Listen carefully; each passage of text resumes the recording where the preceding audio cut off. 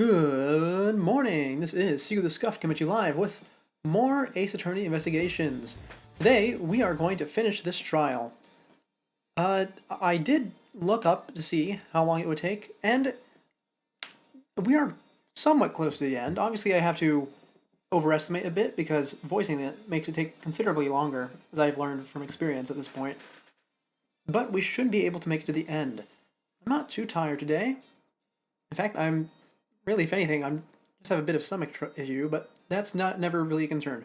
But big news, you might have noticed in the little corner, we've improved the little guy. Now he's definitely not finished. You see, I definitely got lazy with him because I discovered the joys of copy and paste.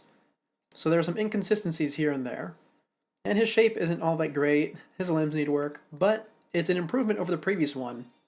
I really was not happy with the previous one, so look at this. We have an improvement. And I really just wanted to use it even though it's not done, because I wanted to show that at least I'm working on something. And here he is. It's quite wonderful. So we'll tuck him back down to the corner. Oh, don't do that. That's some... Hold on. OBS makes it a bit difficult to move things. There we go. Let's just tuck him back away. And we can draw attention to him again whenever he has been improved again. So for now, let's head immediately into this trial, shall we? I need to turn the audio on. That is something I need to do. There we go. It should be, audible now. Before that, I want to do a quick sound check, just to make sure it is, in fact, audible.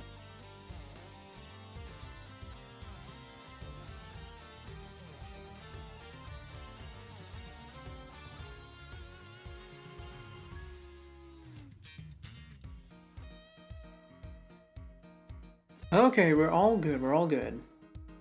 In that case, let's head into this trial, shall we? Hold on, I gotta tab over to it. Give me a second. There we go. So I believe we had just re-entered the flashback.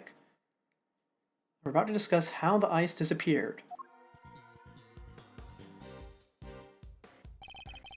Detective Ben, thank you again for what you did earlier. Yeah, thanks a ton. Huh. What are you two talking about? Huh. There's no need to be shy about it. Never mind that now. I'm guessing you two are back here looking to investigate some more. We are indeed. We'll need something solid if we're going to save Mr. Tangaroa. Well, I hate to break it to you, but apart from this room, the whole place is on lockdown. What? But we need to see those other rooms! This is Mr. Von Karma's doing, I presume. Who else? I haven't seen the autopsy report yet either. You guys probably got a hand in that too.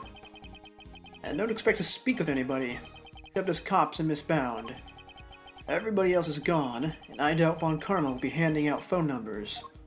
Is this all just a game to him? Why does he have to go so far? So, what's your plan of action, Detective? Same as before. Do what I can to help you uncover the truth. Like I promised. You have my gratitude. Just you wait, Mr. Von Karma. We're gonna beat you and your bag of dirty tricks. Detective, may we conduct a brief investigation of the area? Sure, but like I said, everywhere else is off bounds. You probably won't be seeing those rooms again. That's fine. As long as there's at least some way of continuing our investigation, we'll make do. Oh, yay, you just arrived. Yep, new little guy. He's not finished yet, but, I brought, I'll give the full picture. So he's not finished yet. I copy and pasted the limbs because I wanted to have something to show for today. But we are working on improving him, and he will get there. In fact, something I find is that if I publicly declare that I'm going to work on something, I tend to do it. Even though I'm a bit busy this week, I do intend to make this guy into his fully version 2 form.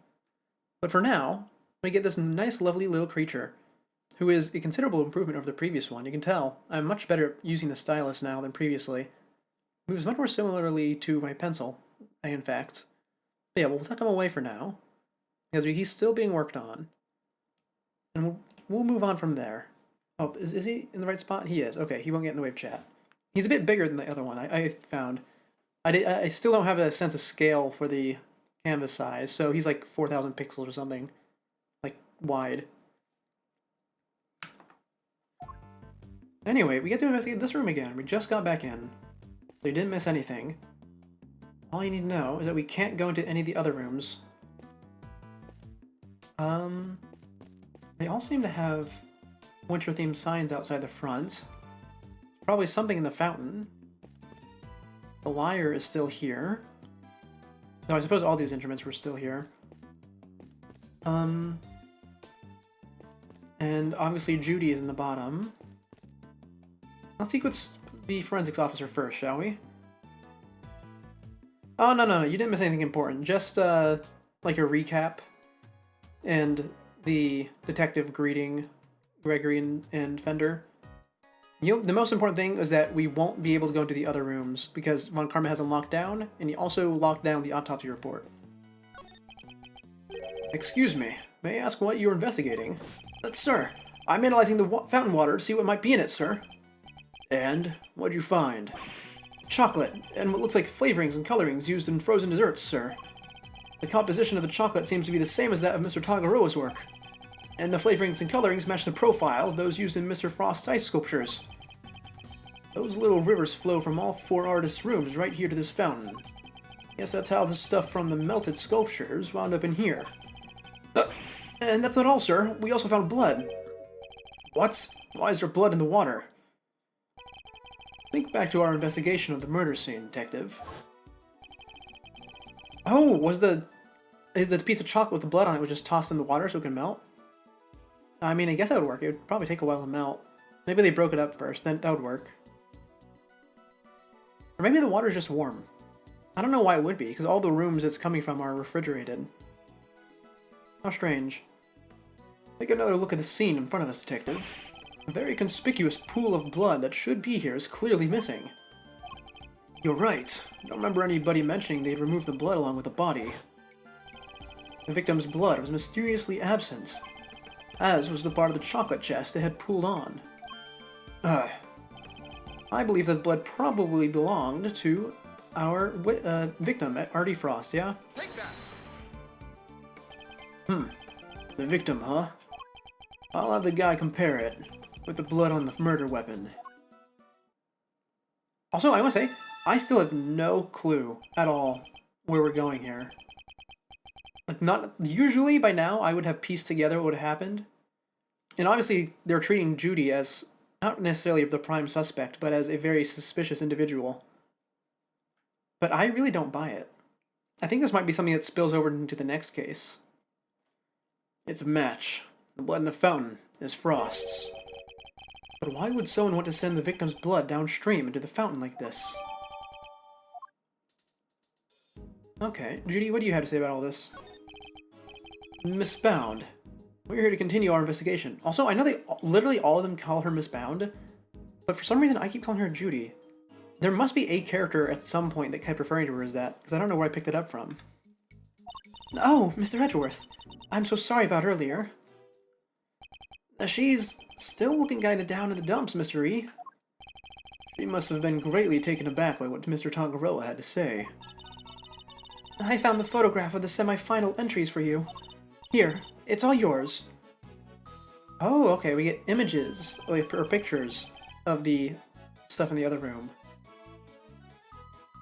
Semi-final entries. Frost, Scone, and Gusteau.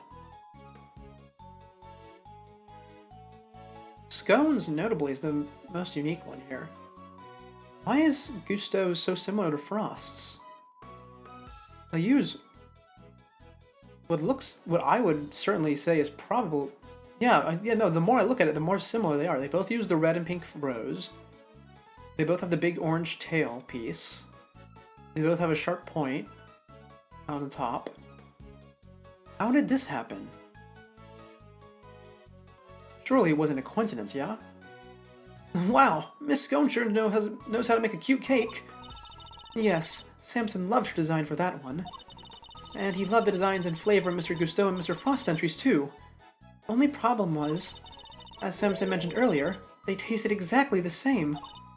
However, their respective entries for the final tasted nothing alike, it seems. Was there any else of note that changed between the semi-final and the final? Nothing major, but I guess there was one thing. Mr. Gusso's son was always here with him throughout the contests, but he was nowhere to be seen during the final. Oh, a third party. I was wondering if we were going to get one of those. Why would his son come and hang out at a contest venue of all places? You're sure you're happy for us to keep hold of this? Of course. I hope it helps you with your investigation. This is extremely odd. Oh, and I also have the book containing the recipe for the cure Samson mentioned. Oh, we've seen this book before. It was in the chocolate frame in Tangaroa's room. That's right. He put it on display there so that everybody could see the grand prize. What? The cure is in the Ultimate Cookbook? So it's not a book of dessert recipes, I take it? Oh no, we told the contestants, of course. But I guess nobody told you yet. So, the contestants all knew what the Ultimate Cookbook was this whole time. Really? That's... I mean, I knew that was contained in the book, but I didn't know the whole book was centered around that. That certainly casts more suspicion on Scone. I'd like to hear more about the cookbook, if you don't mind, Miss Bound.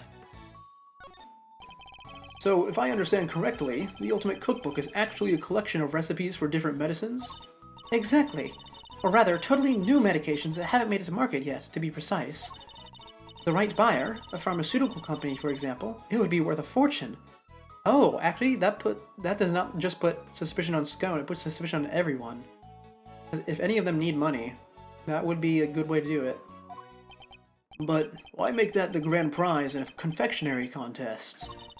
Mr. Tangaroa is the sole heir to the Tangaroa family fortune. Perhaps you've heard of the Tangaroa Group? The Tangaroa Group? Yeah, I think I've heard of them somewhere before. It's a major pharmaceutical corporation. Sells all kind of pills and poisons. Oh yeah, that new Cold Killer Pro has been making some real waves since it went on sale. Cold Killer Pro? I assume that's the precursor to Cold Killer X, which was part of a case in one of the other games. I always reach for a Cold Killer when I'm feeling under the weather. Which is never, as far as I've seen. I'd like to hear more about the Tangaroa Group, if you don't mind. So, did Mr. Tangaroa not want to take over for his parents and go into the family business? No. He preferred the idea of making people's lives better through the power of confectionery. And his parents supported him in his quest to become the best in the world. Then, when they passed away, he inherited the cookbook. But why would he make such a valuable heirloom a mere contest prize? He's been hounded by so many people looking to make that book their own. He was tired of it. But it would have been an insult to his parents' memory simply to give it away. So he decided to find somebody he felt was worthy of it. I'll bet the board of directors will love that. Handing over the fruits of all their expensive research to someone else. They hated the idea, of course, which is why Delicia entered the contest. The Tangaroa Group wanted her to win the book back for them. Huh? So you knew she was a pharmacist all along? Yes, and not only that, I told her how to appeal to Samson's tastes. I tried to help her win. But why? I wanted to protect Samson by protecting the Tangaroa Group. That cookbook fell into another company's hands, the board would never forgive him. So I wanted to find a way to keep it with the company, but in a way that Samson couldn't object to. So, that's how Miss Scone managed to make it so far in a contest she had no business taking part in. But Miss Scone wasn't the only one pretending, was she? Mr. Frost wasn't really a confectioner either. Oh, right. That's why Frost wouldn't want it. I completely forgot. He was really poor, wasn't he? Or in debt. One of the two. Either way, he needed money. And he still made it all the way to the final, just like she did. Not bad. Yes, it's unbelievable, isn't it? Such a talented sculptor, and a gifted crafter of desserts, too. Gifted indeed, judging by the standard of his work in the final. But how did one man produce pieces of that size and quality in such a short period of time? I'm not sure I have much more to tell you, but if there's anything else I can help you with, I'd be happy to, of course. She's certainly very keen to ensure that she does all she can for Mr. Tangaroa. I could certainly use a cup of the tea you made us yesterday if you wouldn't mind. I think that might help move the investigation along nicely. Oh, I'll have some too! Your tea is to die for, Miss Bound. Well, how could I possibly refuse? I'll bring it out right now. You know, I think that cheered her up a little bit. Oh, and that's a whole investigation, really, just two objects, or an object and a person. You've learned a little bit more about the contest's participants.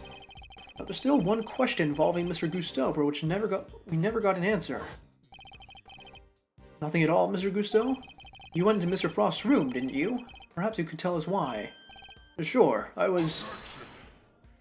Silence! You are not to give the attorney even the tiniest shred of information. What was he doing in Mr. Frost's room? That's not all. I also have questions about the work he submitted for the semifinals. A confectioner who admits of lacking design sense, and a sculptor with it in spades. Mr. Gusteau could not have hoped to win such a high-level contest by himself. Which is why I'm beginning to wonder if there was some sort of connection between him and Mr. Frost. Wait, was Gusteau also trying to cheat? Is that why the things were similar? Because he just tweaked the design? Let me look at that. Do I have a picture of it still? I do. A unicorn and a phoenix. I can't think of any...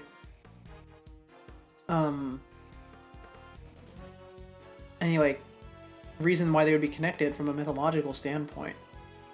I was trying to think if maybe he had, like, spares that Gusteau took. But that doesn't seem to be it. They are differently structured, after all. Oh, what is going on with this? I really don't know. Detective, I need to ask Mr. Gusteau a few more questions. This story doesn't quite add up for me. Me neither. We need to figure out how to get in touch with him. Oh, who's this? Oh, do you now? Who's it? Oh, it's Von Karma. I should have expected that. Ugh. Good luck with that, because I have no intention of allowing it. Mr. Von Karma, I am already in the midst of my own investigation into Gusteau, so there is no need for the likes of you to pester him with the same questions again. Tisk tisk. I will, however, be happy to answer any questions you might have. He seems dead set on preventing me from talking to Mr. Gusteau, in which case... Hold on. Okay, I'm good. Fine. Allow me to take you up on your offer. Very well. What is it? I'd like you to tell me about the connection between Mr. Gusteau and Mr. Frost. I wonder if Von Karma's gonna lie to my face. The connection between Gusteau and Frost? It was simply a matter of coincidence. They both happened to be taking part in the same contest. That's all? That's all I have to say to you. What? But that doesn't help us at all. We'll have to confront him with evidence if we want to draw out the truth from him. And it's imperative we do. He's clearly hiding something. Okay, here we go. Well, we know this is not true. Also, 2 boxes. I think that's the least we've ever gotten before. But I should have expected that from Karma. He is treating this like he would if he was in real life. Do I present immediately the semi-final entries, perhaps? Maybe. Let's try that. Realistically, we should press first, but as always, I'm going to present first. Objection. And as always, it pays off. Wonderful. I wonder if you could look at these 2 confections in the foreground for me, Mr. Von Karma. They were made for the contest's semi-finals. Both are quite exquisitely crafted, wouldn't you agree? Get to the point. As the nameplate suggests, these were Mr. Gusteau and Mr. Frost's entries. Mr. Gusteau told us the confectionery designs was far from his strong suit. And yet, his work in the picture is just as good as Mr. Frost's. Exactly as good, in fact. We learned from another witness that their 2 entries also tasted exactly the same. What are you suggesting? I am suggesting that they were helping one another out. Let's take a closer look, shall we?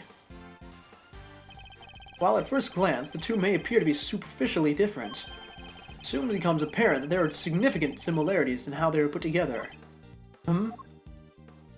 They are made of the same ingredients, taste the same, share a similar design aesthetic. This picture is proof positive that the two are working together. Oh, hold on, we got a bot. Let's go bop it. Hold on, I gotta tab over to it. I have so many tabs open. Bop, it's gone. Huh. If you figured out that much, I suppose there's little point in denying it. Mr. Von Karma knew all along that they were cooperating. But I'll warn you, none of what you're about to hear will be to your advantage. Let me confirm what you seem so desperate to prove. Gusto and Frost were indeed working together. Gusto spelled out the details of his relationship to Frost during his questioning last night. It seems they were helping one another right up until the day before the final. So, you knew that the two were cooperating. Mr. Von Karma, why are you trying to bury the truth? Please, enough with the petty slander. I merely wanted to avoid you poking your nose around before I could provide proper context in court. It simply slipped my mind to explain that to you. It doesn't explain why he's being so slippery with the facts, though. I need to figure out what it is he's hiding. I can't let things end like this. Nope. Okay, new testimony. Is it also going to be really, really short? Okay, it's a bit longer. Oh, wait, no. Oh, this is the same thing, but he just said. Okay. Let's see. They were working together. Gusto spelled out the details of his relationship to Frost during his questioning last night. Gusto was questioned. Really? I didn't even see him at the visitor center. In fact, he's barely shown up at all. And they're helping each other right up until the day before the final. Let's press these second and third statements and see what we get out of that. Last night, after Mr. Frost's work melted, correct? Yes, I interviewed Gusto personally. Yeesh, a one-on-one with Mr. Von Karma. That must have been terrifying. I imagine Gusto probably meditated his way through the difficult parts. He most certainly did not. Every time he closed his eyes, I brought him back with an almighty snap. No one dares to plead the fifth with me. That even work on him? And that is how I was able to perfectly learn every last detail of Gusto and Frost's relationship. Also, once again, they're pretending they're in the United States now. I think they were pretending they were in Japan earlier. So it's confusing as always. But why are they cooperating? Gusto's sense of design is subpar, and Frost was an amateur confectioner at best. Neither of them stood a chance of making it through the contest alone. So what was their endgame? Why cooperate only until the day before the finals? Oh, first yawn pretty early. Gusto claims to have ended the scheme. Allegedly, he wanted to win the final on his own merits. His one and only goal, really, was to be crowned the world's best confectioner, and his pride would not allow him to do so with the help of another. Cheaters only ever win hollow victories, I guess? I was under the impression that their collaboration had only lasted through the semifinals. I'm starting to think it might have lasted up to the final itself. Mr. Von Karma, I'd like to ask you some more about how long they worked together, if you don't mind. Huh, if you must. Oh, okay, I was right. We do need to press that. Gusto's sense of design is subpar. Frost was an amateur confectioner. I don't know if I have anything to note that. Not really.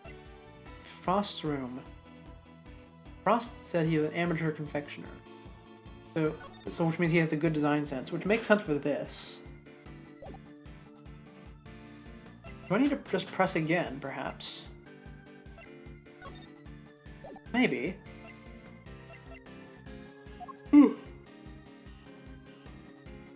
Yeah, let's press again, shall we? Before you ask, I'm not objecting to your characterization of Mr. Gusto's design sense. Yeah, he admitted himself that he isn't all that great. He made what he alleged to be a likeness of me. Huh. Just thinking of the abomination he came out with makes me turn my stomach. Yeah, I kinda like the guy's work. An artistically rich amateur and an artistically impoverished professional. In a way, it was inevitable that they would wind up working together. Okay. So how do I do anything here? Frost was an amateur confectioner at best. I mean, that's true. Because he's a sculptor. And Gusto claims to be of subpar design. We don't have any Gusto's design is the issue. Sculptures were scrumptious except for the lyre, which was salty. Frost was an amateur confectioner. Is that why? Because Frost made the lyre? Because apparently Tangaroa is having taste issues regarding to salt. Did he sabotage? Maybe that's what they're going for. Is this a sabotage angle? Objection! Oh, well, if it is, it's not through there. That's wrong. In that case... this is the new dialogue, so it has to be this, right? Gusto's design sense is subpar. I don't think I have anything that contradicts that. Because I don't have anything on Gusto at all. Right? Double checking. The only thing I have on Gusto is the semi-final entries, and then for the Frost was an amateur confectioner line, the scone statement apparently doesn't work, even though she said it was salty. The photo isn't going to convey anything. And the semi-final doesn't really contradict that in any way. What is wrong with this statement? Let me press this other one, see what happens here. You really believe they were cooperating until the day before the finals, and then just simply stopped? That seems a little strange to me, wouldn't you agree? I have told you the truth. Whether you find it strange or not is none of my concern. He was concerned enough to try and hide it from me only a few minutes ago, though. It means there must have been a reason for that. Based on Mr. Tangaroa's assessment, it sounded as if Mr. Frost's entry for the final was the clear winner. Which means he must have still been working with Mr. Gusto, right? That's precisely what I was thinking. I must have some... Oh, that's the angle we're taking here. Okay, you know what? I sort of overthought that. Because this isn't, I suppose, the work of an amateur confectioner, is it? I was just thinking of the sculptor angle because this is ice, but I suppose it is flavored ice. Objection! No, that's also not it? Okay, maybe I didn't overthink it, then. Evidence that contradicts that Frost was doing poorly. This is from the semi-final. This is from the final. This is from the final. Nothing else here pertains to the final specifically, does it? No, it doesn't.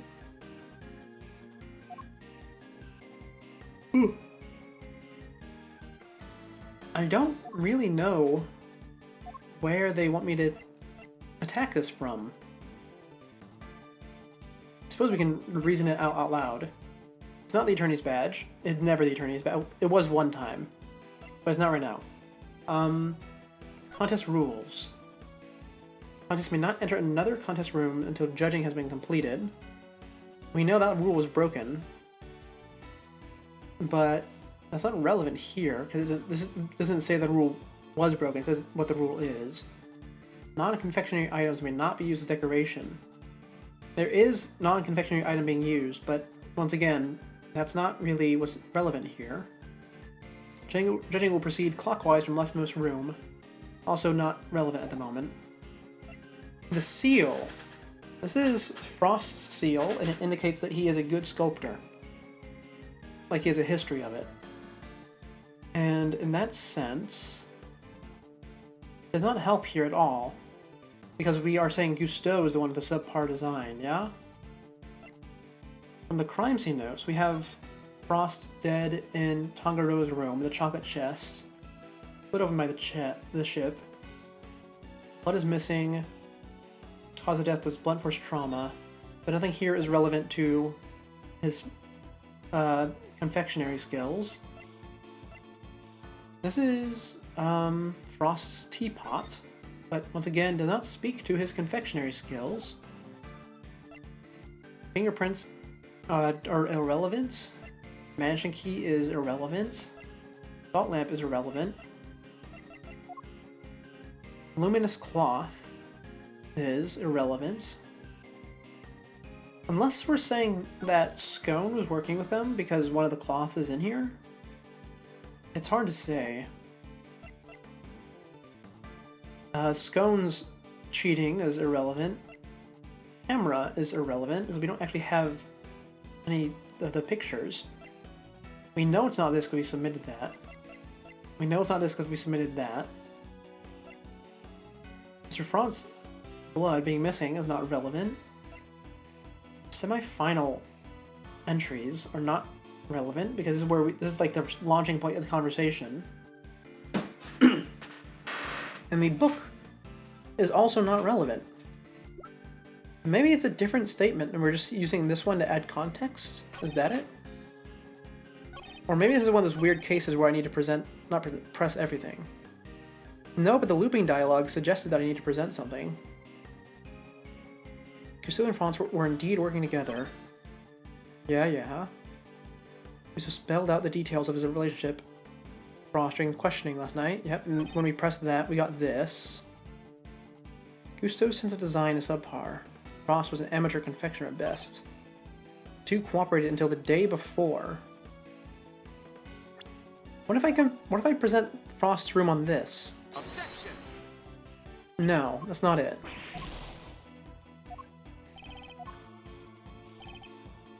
What is going on here? The day before. I mean, if they're competing until the day before, I know I'm jumping ahead a bit in the logic, then that means that the reason the cloth is covering the statue is because it was unfinished, right? That's probably it if I had to guess.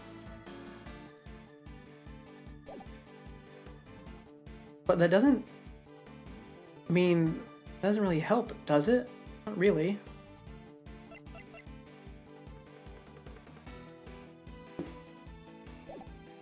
No, that's not what I wanted to do. Hit the wrong button, sorry. Cousteau's sense of design is subpar. Frost was an amateur confectioner at best. This statement is driving me crazy. Yep, and I don't need to read this again. I, once again, accidentally did that.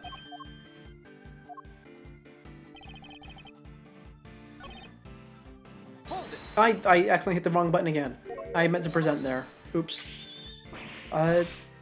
It's kind of driving me nuts, though. What's up with this statement that's wrong? Or can be used against him? I think maybe not this, because this is from the semifinals, right? Cousteau's sense of design is subpar, and Frost is an amateur confectioner at best. Well, there's no way it would be this, right? Because it does convey that they complement each other. But it doesn't necessarily... I mean, are we supposed to say that maybe Cousteau was making a mistake because they were the same, they tasted the same? Like he wasn't supposed to do that? It couldn't be the cookbook. What if it is the semifinal entries and I'm just really, really overthinking it? Objection. No, that's not it. We might end up brute forcing this one. Because I am completely lost. Contest rules. Yeah, that's not useful. Notes. I don't think anything on this first page is useful, unless they're going for like the pot or seal angle. Talk about how Frost is an amateur confectioner. I mean, they could be doing that. I have enough to brute force. We can try. We'll keep trying them. We try the seal. We'll try the pot next, I guess. Objection. No, that's not it either. It's gonna make the rest of the investigation a bit dangerous if I keep doing this. Nothing else on this first page relates to the two of them. Not in the slightest, actually. Oh, yeah, I think... No, I have no clue. Okay, we are consulting the walkthrough. I need to open it. This sucks. I hate doing this. I say that every time, but it's because I really need to emphasize I hate doing this. Hold on. Let's see if it's something stupid. Because it was that last time we had to look this up. Let's see, end of part 1. Right? Maybe. No, middle part 4? Okay, here we are, middle part 4. This is where we need to be. Press the third statement. Yep, we did that. Then Miss Scone's statement on the second of these new statements.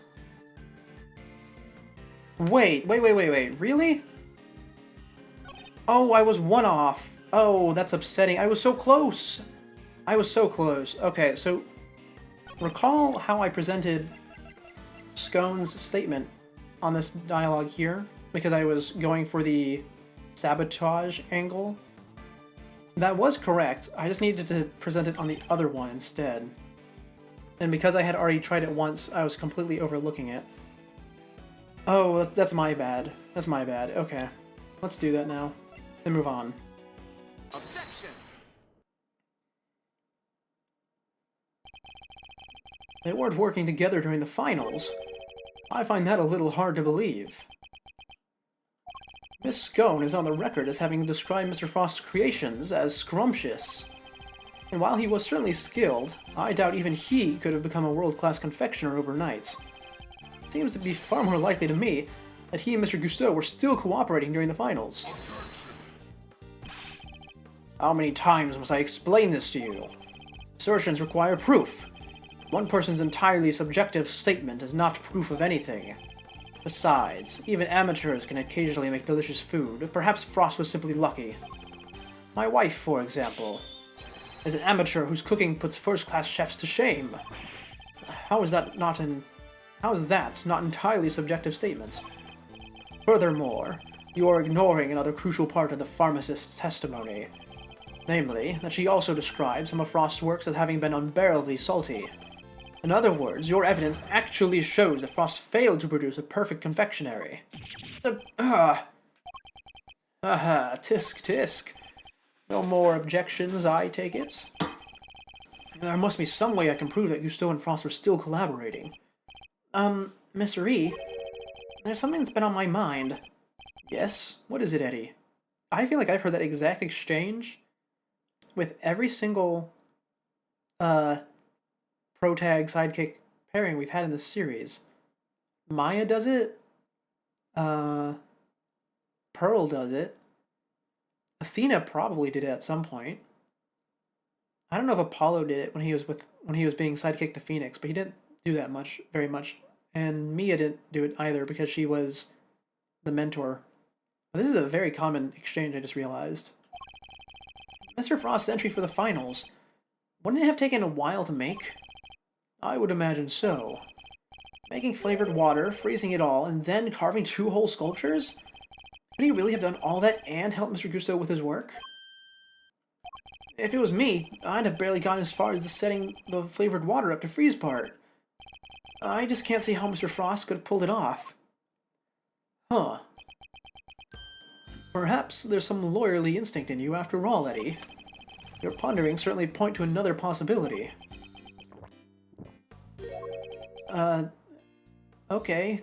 Eddie's right. Mr. Frost would have needed to freeze his own large blocks of flavored ice to create his art. And there wouldn't have been time to do that during the contest itself. So what must Mr. Frost have been done in order to finish this flavored entry within a time limit? Wow, I pronounced that whole thing wrong. Wow. But he would have to make the ice the day before, yeah? He must have made the flavored ice the day before. Then, all he would have had to do was sculpt it. What are you muttering about now? Oh, I'm sorry. I just realized something, that's all. I realized that you are correct. What? Mr. E? I hope you know what you are doing. Oh, accepting defeat at last, are we? Heh, the only thing I'm accepting is that perhaps one of the things you said was true. They were helping each other right up until the day before the final. Just as you said, the day before the final really did mark the end of their collaboration. Mr. Frost's entry was carved entirely from blocks of flavored ice. Ice which would have needed at least a day to freeze. And whose flavors would therefore have already been prepared by Mr. Gusteau. Ugh. Yes, which lines up perfectly with what Gusteau told me. And he helped Frost until the final day before the final. In that case, why didn't Mr. Frost reciprocate and help Mr. Gusteau in return? I can hardly be expected to read the minds of the dead. Objection. Perhaps not, but I imagine Mr. Gusteau could tell us. Why don't you let us speak with him? Or do you still insist your interrogation was as thorough as you claim? How dare you call my methods into question? That's not my intention. I just don't understand why you'd obstruct a perfectly valid line of inquiry. Give me one good reason as to why you are keeping Mr. Gusteau from me. Huh. One good reason, certainly. The how and why of Frost and Gusteau's collaboration have absolutely no bearing on this case. How can you possibly say that with any certainty? Their relationship had broken down for some reason. That could very well have been the motive behind this murder. Could it indeed? Then why did Gusteau himself tell me all about it? Why did the man you seem so keen on accusing share the details of his collaboration with the prosecution? Please, tell me you have some proof to back up your preposterous suspicions this time. Mr. Gusteau only acted suspiciously one time that we know of. I imagine Mr. Von Karma is aware of exactly what that suspicious action was. Which means, this probably is a trap. Heh, well, cat's got your tongue. But even if this is a trap, I can't back down now. Mr. Gusteau snuck into Mr. Frost's room, and we still don't know why. That fact alone is reason enough to suspect him. Heh, tisk tisk. If that's your only concern, then allow me to clear it up for you. I knew it. It was a trap. I was saving it for the trial, but consider this a taste of things to come. Plus, I'd hate for the proceedings to drag on because of your needless interjections. Here, take a look at this. Oh, here's the aforementioned son. Okay, I don't think they're going to be involved in the murder, though, because they're too young. Unless this is a really old photo. That's Gusteau and Frost, and their sons. Gusteau's son visited his father daily up to the semifinal. Gusteau snuck into Frost's room in order to retrieve this photograph. But why? It seems their sons attended the same elementary school. Gusteau was concerned that the fact of Mr. Frost and his acquaintance might place him under undue suspicion. A concern that you have just proved was entirely well-founded. Gusteau's actions make perfect sense, and you have given me no reason to believe otherwise. No! He is never going to let me talk to Mr. Gusteau. Now, you are quite done obstructing my investigation. I have things to be getting on with. That smug, self-righteous jerk. I'll give him something to be getting on with. What do we do, Mr. E? Mr. Tangaroa is finished if we can't figure something out. Things to be getting on with. What exactly could those things be? He has a body, a murder weapon, and a suspect in custody. The prosecution means to pursue Mr. Tangaroa. Surely they have all they need. Why is Mr. Von Karma still investigating the scene of the crime? Something on your mind, Mr. E? We're missing something. Something important. Mr. Von Karma has everything he needs to proceed with the prosecution of Mr. Tangaroa. And yet, he still doesn't seem entirely confident of his case. If he was, why refuse to share information with Detective Bad? Who else?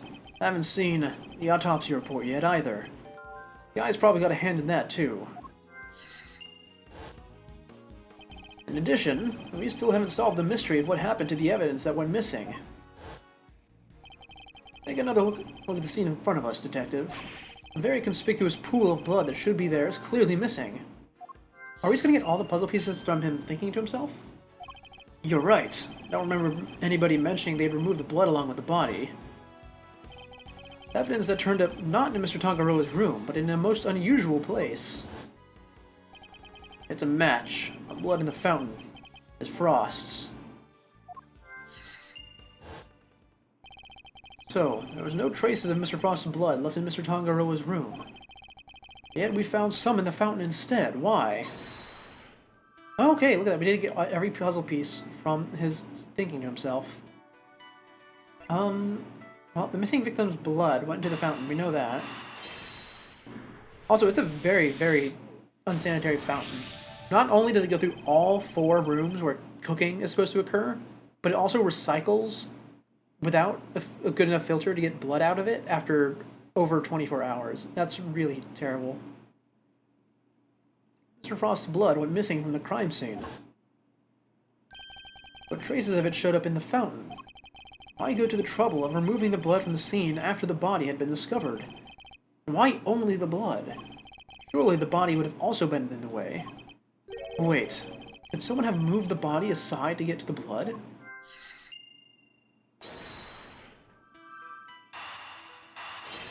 And we only have 2 pieces here, so there's not much to say about it. So, the body might have been moved aside, or even removed from the scene entirely. After all, as far as we know, there's still no autopsy report. We've learned plenty about the murder weapon and the suspect, but very little about the body itself. Our assumption thus far has been that the body had been recovered by the forensics team. But what if that assumption is false? What if Mr. Von Karma wouldn't show Detective Bad the autopsy report out of something other than spite? What if we've been thinking about this the wrong way all along? The question isn't why didn't Von Karma hold back information about the body? It's did Mr. Von Karma even have any information about the body in the first place? How do things look from that angle? Perhaps the body hadn't been removed by the police in order to carry out an autopsy. This is a crazy theory that he's cooking up. It's obviously going to be correct, because, you know, that's kind of how these games go, but I would never have thought that up. That's crazy. Perhaps it had already been removed and hidden away by the culprit before their arrival. Mr. Ree, we've both heard the rumors about Mr. Von Karma's questionable methods. Fabricated witness statements, shady deals, forged evidence even. Sure, everybody's heard of that stuff, but what's that got to do with us right now? I would never judge a person on the basis of rumors alone. Even Mr. Von Karma. I've tried my best not to let my preconceptions color our interactions with him. Nonetheless, it appears he may indeed be willing to twist the truth to his own ends. But twist the truth? You mean he's playing dirty? I fear he might have been, and still is. And I'm not about to let him get away with it.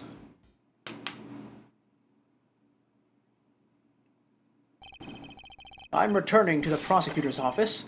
Don't breathe a word about anything to that infernal attorney. Yes, sir. Hold it. Yes. What is it now? I have a few questions, Mr. Von Karma, about a certain fact you've been keeping from us. Really? You mean to call the methods of an officially sanctioned investigation into question yet again? I'm warning you, if you obstruct the police in their work any further, there will be consequences. It's not the police I have an issue with, Mr. Von Karma, it's you. What? Isn't it on the prosecution to work out who the real culprit of a crime is? What foolishness is this? I have no intention of debating what the prosecution's role is, oh, hold on, I like half burped during that.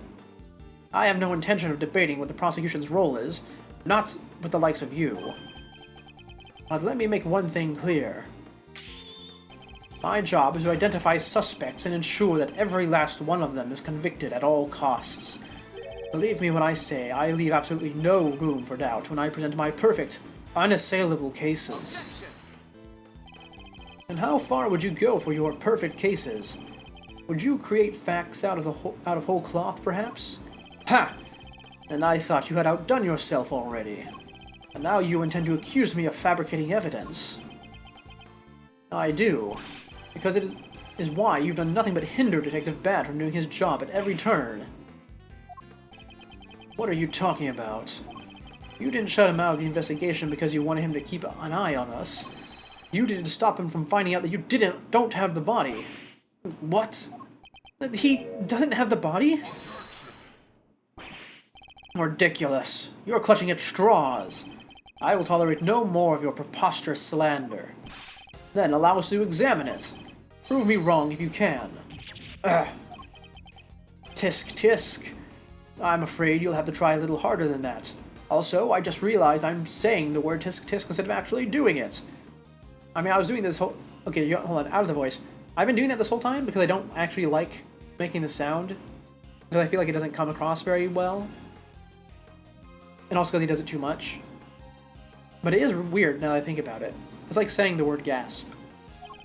I am under no obligation whatsoever to prove your baseless accusations one way or another. As you might have seen for yourself, a piece of bloody chocolate is missing from the scene of the crime. Why did it disappear, and where did it go?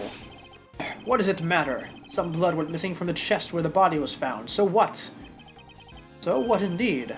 That's precisely my question. If the body was still at the scene when the police got here, removing the blood would accomplish nothing. However, let us suppose for a moment that the body was not.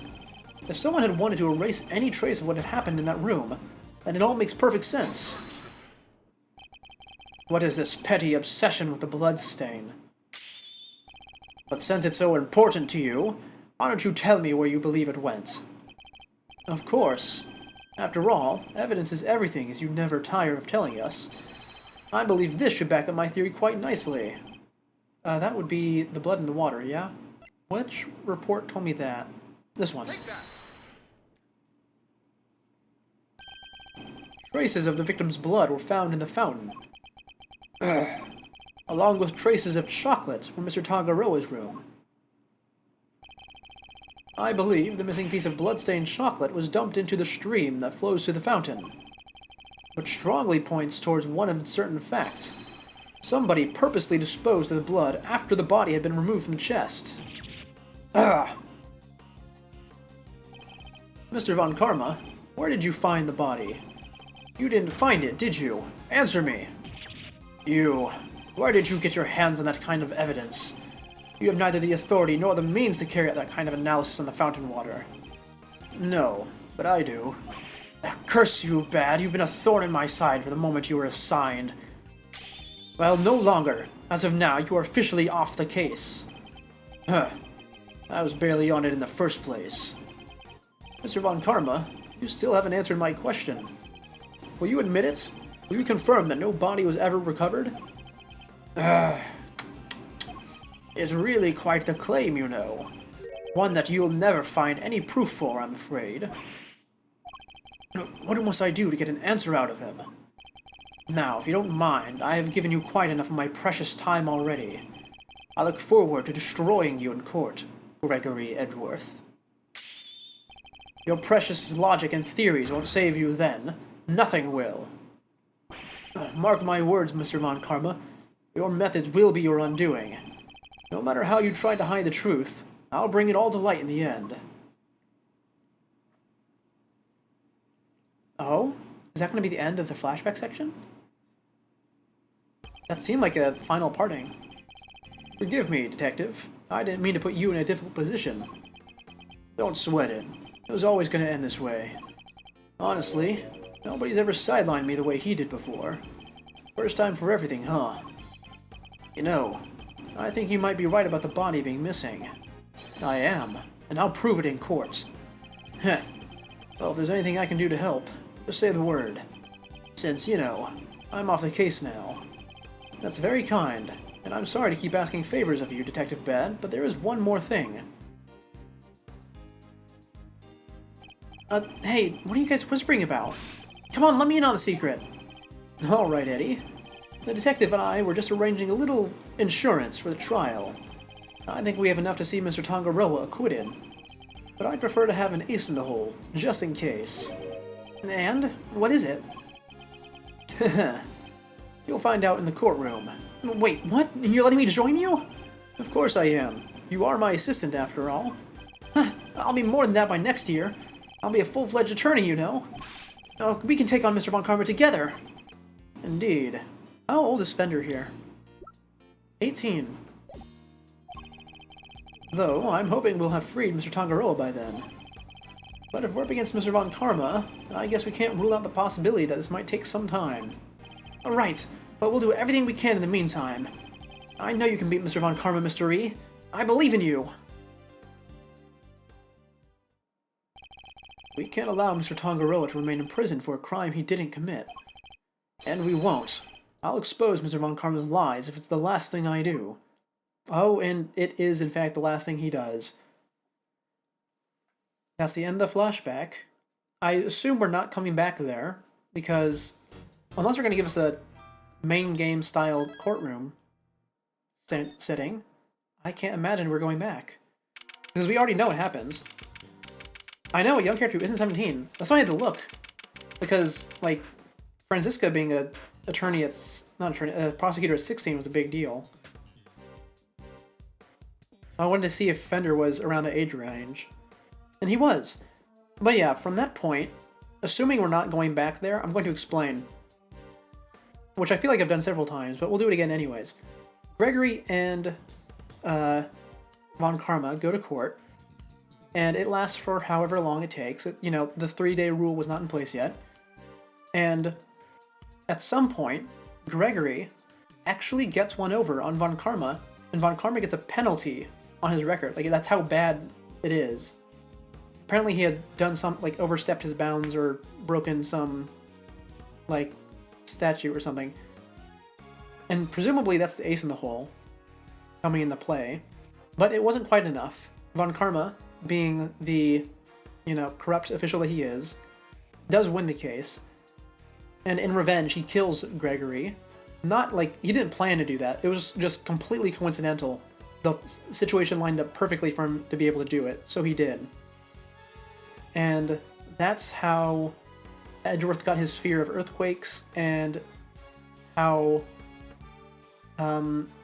he eventually ended up becoming Von Karma's, like, protege, or pupil, or whatever word you want to use. Really interesting. But that's all covered in the first game. That's pretty much how things went down. Those are the facts of the IS-7 as far as I'm concerned. I'm finally learning the truth about my father's last case. So, what happened at the trial? Well, we lost. Von Karma did a real number on us. Really? You can prove that Mr. Tangaroa was innocent? Hey. Oh, we could prove it all right. Had a decent little pile of evidence in our favor. Problem was, we underestimated Von Karma. He fought even dirtier than we feared. I can imagine. Secure conviction at all costs. That was his guiding principle. Yeah, ain't that the truth? Anywho, the trial dragged on and on. The whole thing took about a year in the end. I'll never forget the day the verdict came down. December 28th that following year. It's April now, so... Oh, mama, we're talking over 17 years ago. Time sure does fly, huh? December 28th. I was there that day, 17 years ago, sitting in the courtroom gallery. Oh, it looks like they're recapping the whole thing for us. Just before the trial got started, Gregory noticed that Samson was looking even worse than usual. Turns out the poor guy had finally reached his limit. It was so bad, even he said he wanted to be found guilty. Wait, you mean they forced a confession out of him? Yeah, Von Karma got what he'd been pushing for from the very beginning. And when Gregory tried to drop the bombshell about there being no body to speak of, he learned that Von Karma had used the power of the police to head him off at the pass. He even had himself fake an autopsy report. But that wasn't the end of it. Von Karma had gotten Samson to falsely testify against himself to being an accessory to murder in court. Combined with his confession, poor guy's goose was well and truly cooked. But Gregory still had his ace in the hole, though. Now what was it? Same ace he had asked Detective Bad to help him with. Exactamundo. He knew he needed one less card to play if they squeezed a confession out of Samson. So he had Bad record all of Samson's interrogations. I guess Detective Bad really wanted to know the truth too, huh? We all did. He was a trooper. Stayed with the case even after Von Karma took him off it. He was tied up in some other big case too. Good old Bad, they don't make him like that anymore. No, they really don't. Oh, we get to see Gregory in the suit. Oh, how nice. I love that. Anyway, Gregory presented the recordings as proof that Samson's confession was coerced. And you don't know what? It almost worked. A cop named Ian Seidman got fired. Samson's interrogator and the initial detective before Bad. He took the fall for pretty much the whole thing. But Von Karma didn't get away scot-free. In fact, he was disciplined by the chief prosecutor. For the one and only time in his 40-year career. Aye. It's nice to know how this happened. I've always been so curious about this case. In fact, during the other investigations game, I was wondering when Von Karma showed up if we were going to learn about his past. Still, Samson himself couldn't stomach another day in court. So when the guilty verdict came down, it didn't just signal the end of that day, but the whole sad affair. I don't remember a lot myself, but my father's face when they declared Mr. Tangaroa guilty. I was a young child at the time, but even I could tell how much he was hurting inside. Gregory wanted to appeal the ruling, of course. He would have done anything to clear Samson's name. But then, well, you know what happened next. Poor guy, he never got the chance. I should have left with him that day. I always blame myself for not doing that. But I shoved that aside and obsessed over something else instead. Or rather, someone else. I hated what you did. I hated you for choosing to stick with Von Karma. Oh, it's nice to be able to see Edward's old suit. I know he likes it. He considers it his lucky suit and has it in a frame and everything. I was really happy I got to see him use it more than once. I hope you can forgive me. No, you had every right to hate me. I went on to become a prosecutor as planned, and that's when Mr. Von Karma showed me this case file. According to these records, Mr. Tangaroa was convicted as the main culprit in Mr. Frost's murder. Nope, that's not right. Samson was convicted as an accessory to murder. Strange. The file clearly states that he was the perpetrator. Plus, I'm fairly certain that all of Mr. Von Karma's cases were successfully solved. Mind if I take a peek at those? This file's been doctored. This part about the verdict, it's been changed. What? Here, feed your peepers on this.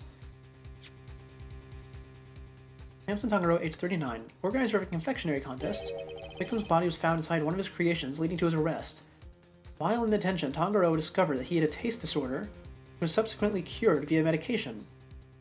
Verdict: convicted as an accomplice based on his confession. Convicted as an accomplice? That's a copy of the file they have on record at the courthouse. Then why is my copy so different? Well, you said it came from Von Karma, yeah? My guess is he didn't want Gregory's son thinking there was a murder out there still at large. Didn't want you looking at it again before the statute of limitations was up. So, everything I believed about the case was a lie? Like they say, we all gotta start somewhere. What's important is you know what now. Oh, that's a dirty trick. Though, admittedly, not the first time that Von Karma has tried to use the statute of limitations to get away with something. The statute of limitations may have run out, but the truth's still out there, you know. I inherited Samson's case when your old man passed. Prosecution handed it off to someone else, too. The great Von Karma wasn't going to bother facing off against a rookie like me, now was he? Anyway, long story short, the killer was never found. Samson was found guilty instead. But that's terrible! Is there really nothing we can do to help him? Not without the real perp, I'm afraid. Until then, his confession stands. Speaking of which, I didn't find out until after the verdict was handed down, but Von Karma had threatened Samson and made him a deal. Told him if he didn't confess, he'd make sure Judy was convicted instead. Ooh, I have hiccups, this is terrible. How could he? Samson knew there was no way Judy could have done it, of course. But he wasn't going to take any chances, so he did what he was told and confessed to keep her safe. Now, riddle me this, Milesy boy. Why do you think your Uncle Eddie just happened to be in the prison the day Bronco Knight died? Ah, that's right! You were there to see Mr. Tangaroa. Bingo! Judy and I promised we'd visit him every day. I didn't quite keep that promise, but Judy did. She never missed one visit in all these years. From rain or shine, she always showed up. But none of that changes the fact that Samson is still being unduly punished day after day. How heartbreaking! We've got to do something, Mr. Fender! Huh. Well, kiddo, that's actually why we came here. The ice sculptures are back on display, just like they were all those years ago. And we're going to go see what we can find out. Right, Malzerino? I'm a prosecutor, Fender. I don't look at these things in the same way as you or my father. Miles. But that doesn't matter right now. Speaking not as a prosecutor but as Miles Edgeworth. I want to know the truth behind both of these cases. And I'm not leaving until I do. You really are old Gregory's son, through and through. Alrighty then, now that that's sorted, we can really get to work. Good thing I brought the IS-7 case file and evidence with me today, huh? Here, documents first. Who doesn't love paperwork, am I right? The parts in red ink are my annotations. Oh, okay, that's good to know. Once we're done talking here, I have some things to say. Thank you, Fender. And here's some evidence for you. Enjoy. There's quite a few, so I'd take a minute to scope them out if I were you. Small mountain of evidence from the IS-7 incident received from Fender. But yes, I see. I'll take a look at them in a bit. Okay, actually, this is a perfect stop. I need to talk about some things. First of all, loving the game so far. I feel like I say that every stream, but I really do love it, compared to the previous game at least. And that's what I actually need to talk about, comparing it to the previous game. So the previous game had very early on established its overarching plot. You have Kay's whole thing with the Great Thief, and we have the Zhang Fa smuggling ring. And it's not too terribly interesting, other than like the past trial where the key knife thing was. But this game is taking a very different stance. We are 3 chapters in, out of presumably 5, and I still have no clue what the main plot is. Because there's the present from Zhang Fa, who was the victim of an attempted assassination by Shelley the Killer. We have this whole... Like in the previous case, we had a serial killer from Edgeworth's past running a smuggling ring in a prison. And now we're going to way further in the past, to Gregory and Von Karma's past. What is the big story going to be? They have to tie it up somehow in the finale. Because we also have Gavel and Winter to deal with. There's so much stuff going on, and I love all of it. Don't get me wrong, it's all very entertaining. But how does this all tie together?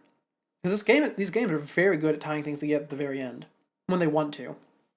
And the like in the second game, the ending is very self-contained. Still a fantastic finale, don't get me wrong. But for instance, in like the fourth game, that ties literally literally every chapter together, and without like the audience realizing it is happening the whole time.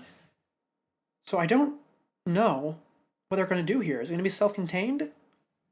Is it going to be about Edgeworth's past? Is it going to be about Gregory's past? Is it going to be about Von Karma? Is it going to be about Gavel and Winter? I have no clue, because I even noted on the last stream that if they're going to do something with Winter's story, they have to start now, unless they like risk running out of time to develop him. And I suppose they could avoid that if they just really extended the trial length. But I don't know. It's strange. Oh yeah, that's all I had to say. I just wanted to get all of that out there before we move on. The summary, though, is that I really love this game, and I'm completely in the dark about everything that's happening, including in this trial. Anyway, let's see what we have. Is it just everything from the previous case? Oh, he's reshuffled my stuff. Okay, that's nice. Oh, wait, no, he hasn't reshuffled it. No, this is just what I had previously, but now we have these 4 items. Okay. That's not a small amount of evidence. We've gotten way more than that before. You know, our current case is just full of loose threads, too, come to think of it. Oh yeah, that's the other thing. I don't know what Kay is going to be up with. Like, are we going to touch Kay's story at all, or is she just going to be generic assist in this game? Indeed. The key players of that incident 18 years ago who just happened to be caught up in another incident. The ice sculptures in the Winter Wing that are perfect replicas of the one from 18 years ago. Poison gas attack of the Autumn Wing, which has been disguised to look like the Winter Wing. 2 chemicals that were found inside the Pisces statue display case, Ubiquium and Asphyxion. That form of poisonous gas when mixed together. The victim of the gas attack, Carmelo Gusto, who's no stranger to the events of 18 years ago, and who is still unconscious and undergoing treatment in the medical room. And finally, we come to the body floating face down in the fountain. And the fact the ice sculptures have melted, just as they did all those years ago. The events of the present day would appear to be intimately linked with the events of the past, which means they may be able to help us learn more about what happened 18 years ago. Sounds good to me. Well, let's get investigating. Oh, hey, Winter's arrived. Oh, no you don't. Aren't you forgetting somebody? I could have sworn this is my investigation. Eustace is quite right. I do hope you aren't intending to obstruct him in his duties, Mr. Edgeworth. I would hate to have to add a guilty to my report to the committee. What am I guilty of now? Of course not. I am simply offering once again to do what I can to help with this investigation. Your offer is duly noted, and duly declined. Oof, she isn't pulling any punches. The identity of the body from the fountain is currently being ascertained. It is only a matter of time until we have all the information we need. Oh, actually, hold on. Is that body one of the kids from the picture? Hold on. Nope, neither of them had brown hair. I mean, if anything, I think it would be Frost. Oh, actually, I guess it could be Frost's kid. That'd be a bit odd, though. Perhaps I can help you speed that process along. I think I have an idea of who our mystery victim might be. What? Really? Then you had to tell me it's the law. Very well. Wait, are we actually going to say it's Frost himself? Maybe it isn't just the ice sculptures that have resurfaced after 18 years. The body in the fountain may also be a visitor from the past. No way, really? I don't even think I said that out loud, because I thought it would be insane. I mean, I guess if his body was missing, it could have been frozen. I believe the body in the fountain is that of the man who was murdered here 18 years ago. Mr. Artie Frost. What? You're saying that was poor Chillywinks? Wait, who the heck is Chillywinks, or Artie, or whatever you're talking about? Artie Frost was a famous sculptor, Eustace. Although he was better known as Paul Halik. Oh, hold on. Was Eustace even, like, aware? No, he wasn't even alive whenever the guy was alive. Okay, make sure Sensei doesn't know him. The sculptures on display here are all his works. No way! Sounds like he did well for himself. Always good to encounter a fellow winner. Mr. Frost was also the victim in the IS-7 incident. Judge Gavel knows about the IS-7 incident. Mr. Edgeworth, the IS-7 incident is an 18-year-old case, and according to the police records, the victim's body was recovered and an autopsy duly carried out. Sure, that's what the records say, but the records can't always be trusted. What are you insinuating? That while the records say stuff like body totally recovered, the defense back then begged to differ. Not that it stopped the prosecution from shutting them down hard, of course.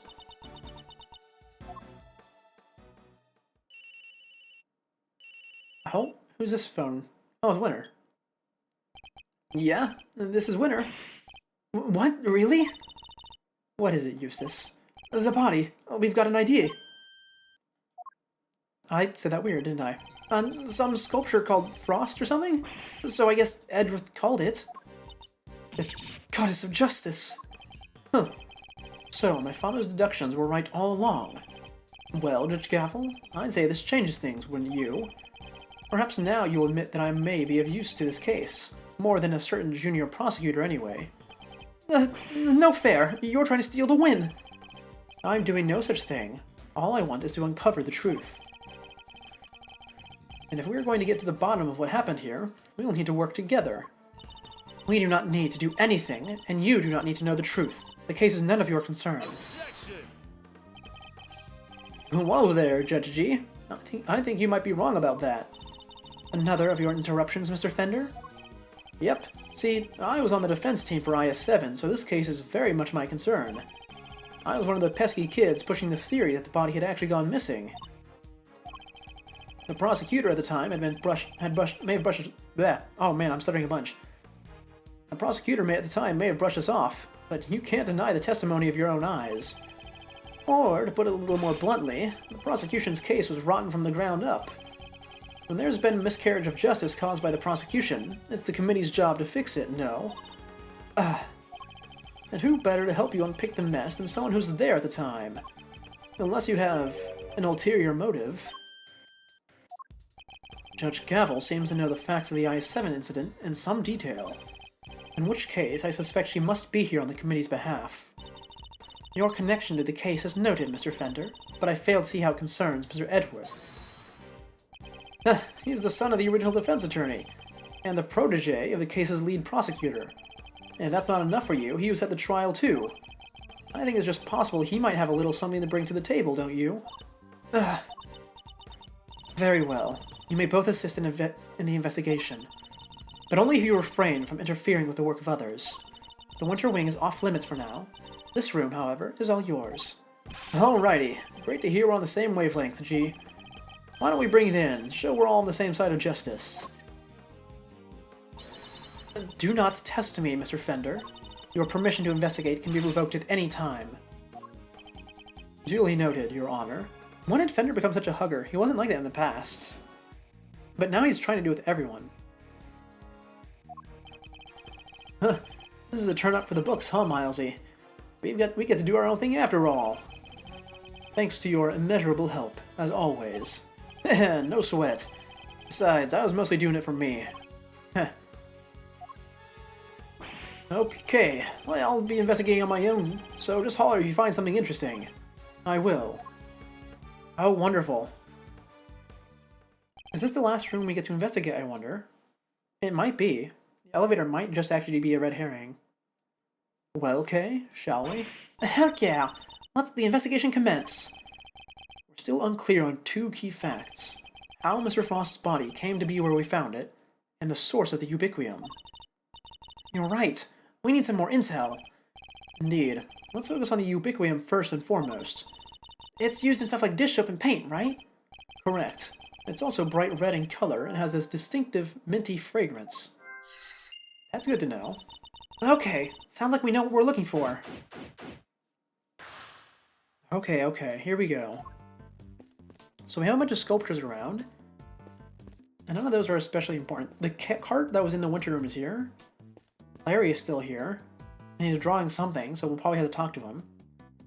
There's a tea stain, maybe a coffee stain on the floor. Here's the tea cart. There's a forensics guy checking out the statue, the fountain, which is going to be very important. And we have Scone here again. Let's check with forensics first. The body's been taken back to the lab, sir. Autopsy's underway. And how's the rest of the fountain looking? Rather beautiful, actually, sir. The water's crystal clear and kind of soothing. Almost as if there wasn't a body floating in it not so long ago, huh? That is interesting. I mean, obviously the body's not going to be bleeding at this point. It's been 17 odd years. And it was probably frozen, considering how well it was preserved. But nothing else in the water, huh? Okay. Miss Bound's tea set is laid out neatly on the serving cart. And the pamphlet says the gallery is famous for its tea. Understandably so. The cup we were given was quite delicious. Looks like all this stuff was designed by Mr. Frost. Interesting. In that case, I think we better take a closer look. Also, this cart it's on.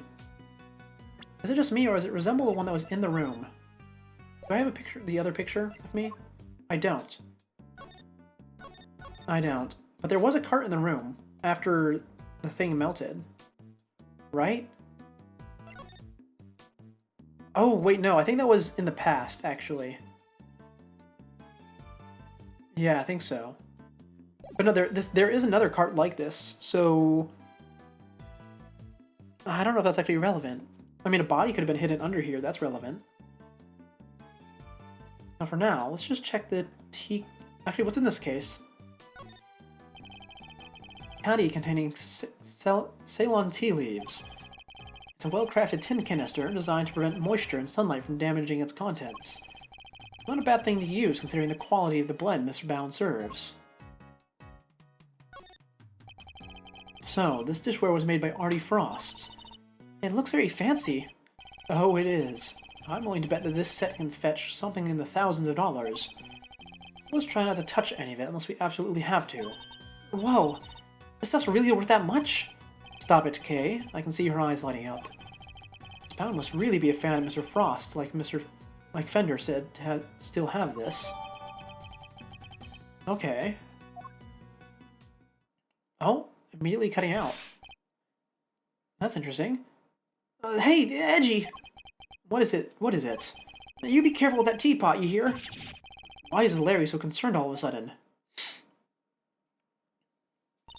Honored guests. I can pour you a cup if you like. Miss Bound. Ah, Judy. I'm good, thanks. No tea for me. You two knock yourselves out. Huh? Thank you for the offer. Yes, why not? A quick break won't hurt. 2 cups coming right up. This smells great! Wow, it tastes even better than it smells! What type of tea is this, Mr. Edgeworth? It's Ceylon, I believe. It's usually identifiable by its citrus aroma, but... Is it mint? Oh, is it mint? Miss Bound, is this the same blend you served this morning? Why, yes. Is it alright? There isn't anything wrong with it, is there? Oh no, not at all. It's just that the cup you gave me earlier had a slightly different aroma. It's the mint, isn't it? Really? Well, that's odd. I used the exact same blend both times. I can't see what could account for the difference. Hey, what's the big idea? Quit being mean about Judy's tea, will you? What's gotten under your skin, Larry? Nothing. You're just rude, that's all. You didn't even try to call me by the right name. It's Larice Stoneham, dang it. You know what? I'm done. I'm not talking to you anymore. Well, that was childish, even for him. Wow, what happened there? Let's ask him about it later, shall we? Talking to Miss Bound is more of a priority right now. We may not have any evidence to prove that she's the culprit, but it does seem likely that the poison gas was her doing. Also, there's one less cup here than there should be compared to the plates. So that spill on the floor is probably from Larry breaking a cup, if I had to guess. Can I inspect it? No, I can't actually. In that case, I'll have to talk to Larry specifically in order to get it. Can I do any puzzles yet? I do have enough. Okay. There we go. Put them together. Oh, that's not it. Really? That's interesting. Oh man, my nose is starting to clog up. This is unfortunate. It's fine, though. Anyway, Judy, I must speak with you. Oh, I call her Judy because Larry calls her Judy. Is that it? Maybe. Where were you before you rejoined us here, Miss Bound? I had to go and tell our visitors we're closed. Oh, and hand out a little something in apology. Was there something you wanted to talk to me about? Yes, a few things, actually. Not least of the fact that I think you might be the one who set the poison gas trap. The original ice sculptures melted 18 years ago, correct? How did you manage to recreate them? Oh, you know about what happened back then? In that case, you might also know I took pictures of them during the contest. I commissioned the creation of a set of replicas based on those photographs for the current exhibit. But why go through the trouble of creating replicas? Mr. Frost's Zodiac series was his great unfinished masterwork. I wanted to see it completed at last. Or rather, re-completed. It was my fault that the original set melted in the first place, after all. I see. Is there any particular reason why the Winter and Autumn wings look so similar? Oh my! You really think they look alike? Perhaps I used some of the decorations from one and the other by accident? She's clearly lying. But I don't have the evidence to prove it just yet. Okay, we gotta go gather evidence then. Cart time. Why is there a lift cart just sitting out here in the open? I guess somebody must have been moving something heavy. The top of the platform seems to be wet. You know, I've got a funny feeling I've seen this thing somewhere before. You mean like 18 years ago? Yeah, it's all coming back to me now. I last saw it in Frost's room. See, I knew it. I was right. I didn't have a picture of it. He must have used it to move the ice sculptors around. It's one of those fancy numbers where you can change not only the platform's height, but even its angle. If you had one of these, you could move those giant lumps of ice around no sweat. Oh, okay. I was wondering why they called it a lift cart. That's why. Oh, just think of the possibilities! I could really use one of these. Still doesn't explain what it's doing here, though. Bit of a head-scratcher. We should give it a think, yeah?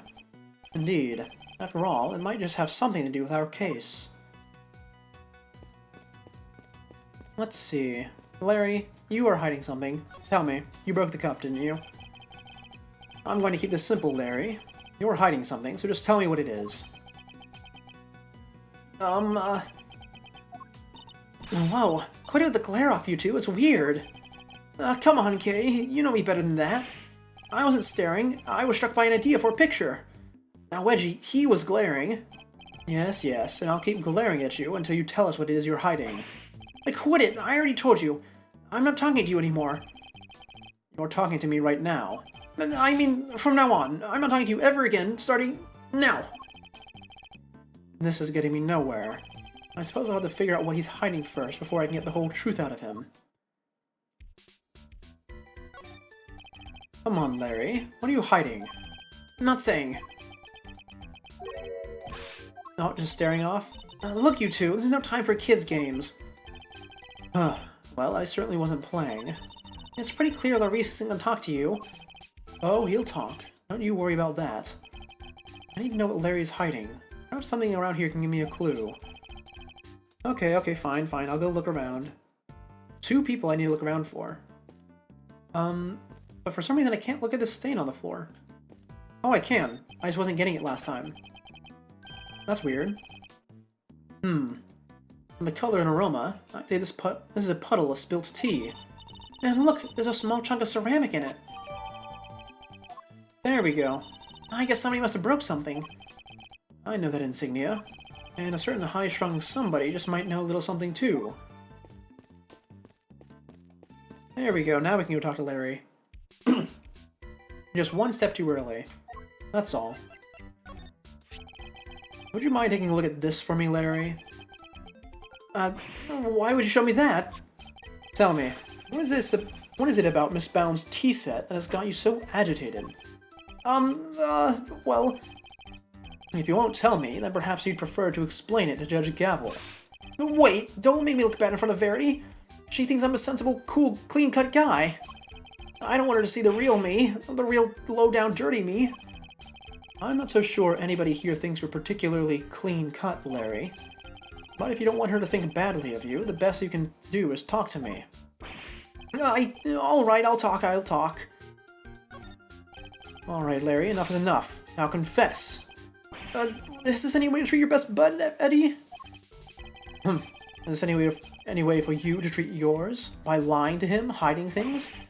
I get the picture already, so stop glaring at me like that. I'll tell you everything, okay? Earlier, I thought Verity might like a cup of tea, so I went to pour one for her. But I got distracted and my hand slipped and smash! I broke the teapot. A priceless work of art. It's in pieces because of me. No words exist to describe how far away I saw this coming from. Ouch! You really messed up this time, Laurice. See, Edgy, everyone's gonna think less of me now. Judy's never gonna forgive me for this. Crying to me won't do you any good. I think you need to apologize to Miss Bound. Oh, he gets all the way on the floor. My teapot? I see. I'm sorry, Judy, I'm so sorry. I don't have any money, but I'll paint your portrait. I'll paint you 50 portraits. Please, Mr. Donham. It's really me who should be apologizing. How could I fail to notice there were broken pieces of ceramic on the floor? Somebody could have been hurt. Here, let me make sure that's safely disposed of. The teapot in question was designed by Artie Frost, correct? I understand that it was something you've long treasured. You must be upset. Oh, I am. But of course, all things break eventually. And as luck would have it, I had another identical teapot. It's from the far end of the world. Is she less attached to Mr. Frost's work than she used to be? I can't believe this, Judy. You are the sweetest, the kindest... this other teapot you're talking about. It's the one sitting on top of the cart right now, right? Hold on, I need a cough. What do you mean?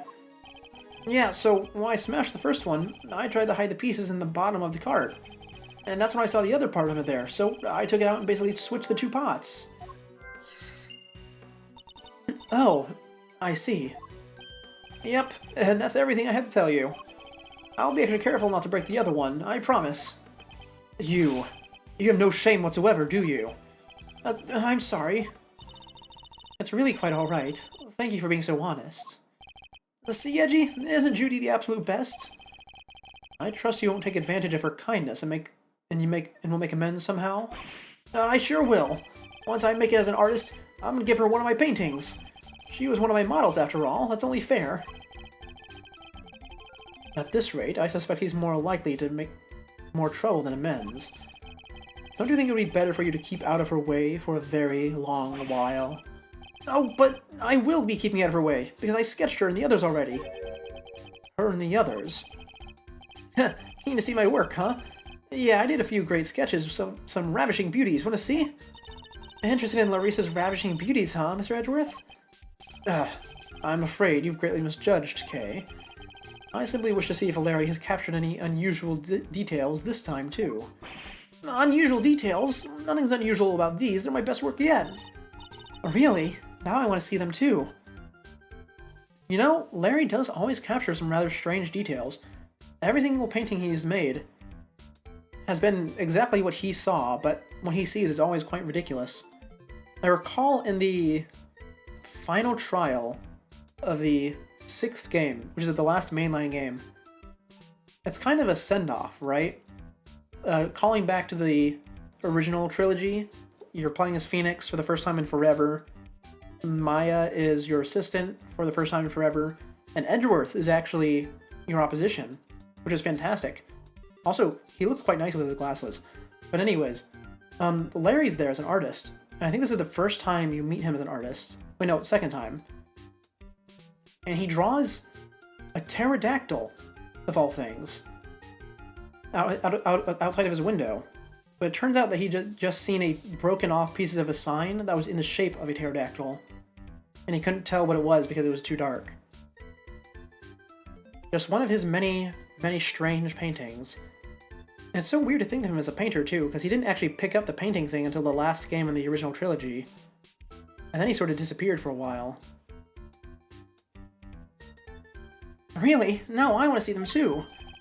Aw, you're a sweetheart, Kay. Alright, let me dig them out for you. Give me a sec, okay? I suppose we might as well take a look. Let's take a look, shall we? So, these sketches of yours. Seriously, Edgy, if you want to check out my art, you should have just said so from the get-go. Here, feast your eyes on this. Oh, look at that, we have all three of them. We have Gavel, it's pretty standard. We have Judy delivering chocolates. And we have, Scone. Is she washing one of her blanket things? Like her color-changing cloth? Why? Anyway, I will say, these are quite good sketches. He's improved a lot since the old games. Like, especially in the original trilogy, when he was still using crayon. Not that crayon's bad, mind you. What am I looking at here? I told you already, ravishing beauties. Just a few of the fair faces that caught my eye since I've been here, you know. There's Verity and Judy and, somebody else. Why did you draw them all on the same page? Well, I meant to draw the room at first, just something to pass the time. And then I saw one beauty and another, and well, I just scribbled them all down as I went. So, these were all drawn at different times? Huh? Yeah, I guess. I did one of you too, Kay. You're on a different page, though. Wow, you did? I'm flattered. How true to life are these sketches? Did you only draw what you actually saw? Also, I would hardly call these sketches. He is full-on painting on top of them. Of course! You think I draw things I can't see? Like, using my imagination? Nope, these are 100% true to life, right down to the exact shade of each color. So, the colors are accurate. Interesting. Oh, really? I didn't even, like, call that in the question. Did someone change outfit, then? Surely not Verity. Much as it pains me to admit it, Larry may have provided me with a useful piece of evidence yet again. The serving cart in the sketch, for example. If I compare it to the one here in the room, there's a clear contradiction between the two. I think a little deduction is in order. Could I borrow this page for a while, Larry? Sure thing. You want me to sign it for you? Just the page, please. Okay. That's quite good. Quite good. I can probably present something to him.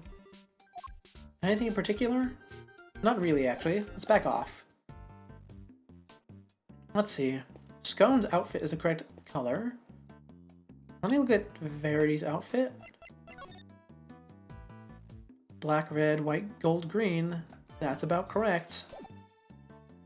I mean, actually, it's a pretty dark red. What would it look like in here? It's a bit lighter red, but we can say that's correct. Yeah, we can't see her sleeves either. Let's see what's over here with Judy. Judy is wearing green and white. She has a white waistband on. Wait, no, she didn't. I'm sorry. That's a white apron. I don't know how I got confused that quickly. Green dress, black waistband. Oh, the white apron is missing. That's why I thought white for a second. Okay. She spilled something on herself. Judy, I have some things to ask you.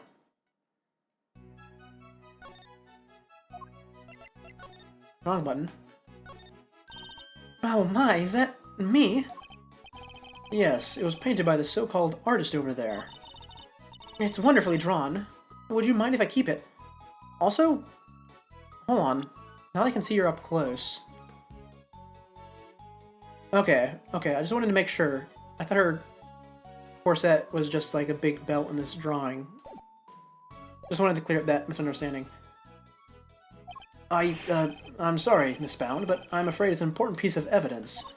Oh, I see. That's a shame. I suppose Larry's charm is something of a talent if he can impress a gallery owner with sketches like these. What are you on about, Edgeworth? It's good looking. Okay, anyway, apparently I can't call her out on it, which is strange.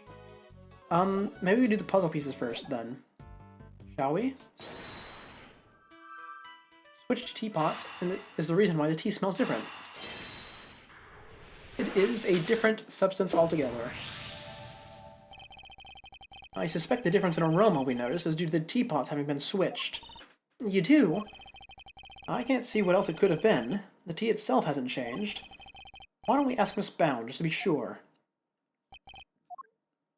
Oh, Miss Bound, the difference in aroma we noticed. Do you think it could have been because of the different teapot? I suppose so. My cup just now had a subtle minty scent. Rather like uva tea. Oh, I just remembered. I made some peppermint tea in that pot only yesterday. That must be where the minty aroma is coming from. That really be it. You probably should have washed your pot better than that.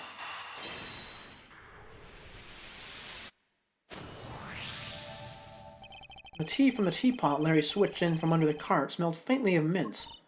Right. Miss Bound said you used the pot to make peppermint tea yesterday.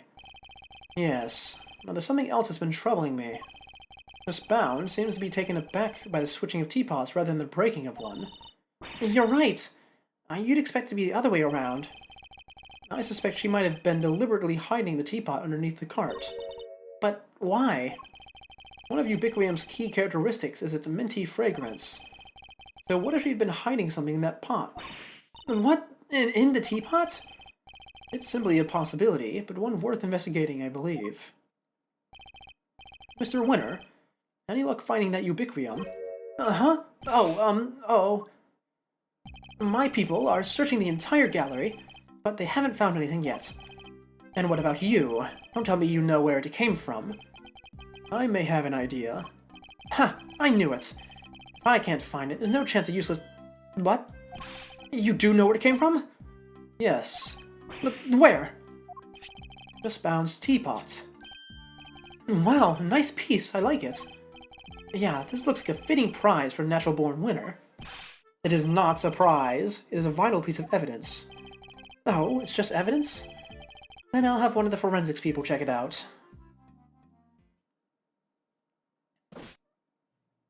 I'd really like to know how deep this fountain is. I was hoping the forensics guy would tell us by now. Mr. Edgeworth, is there some sort of problem with my teapot? Possibly. A minty fragrance we noticed coming from it. I think it just might be the scent of one of the chemicals used to make the poison gas. But, Mr. Edgeworth, surely you don't think I had anything to do with that? I'm afraid I do. The method used to create the gas would have required considerable preparation. Nobody would have had the time or the opportunity to set that up except you. That's not strictly true. It took around a week to get Zodiac Hall ready for the exhibition. There were all kinds of people coming and going through here during that time. Delicia, for one. So you see, I'm not the only person who could have set it all up. Miss Scone is on our radar too, of course. You needn't worry about that. And besides, I wouldn't know the first thing about making poison gas. So even if you did find Ubiquium in my teapot, I wouldn't have any idea what to do with it.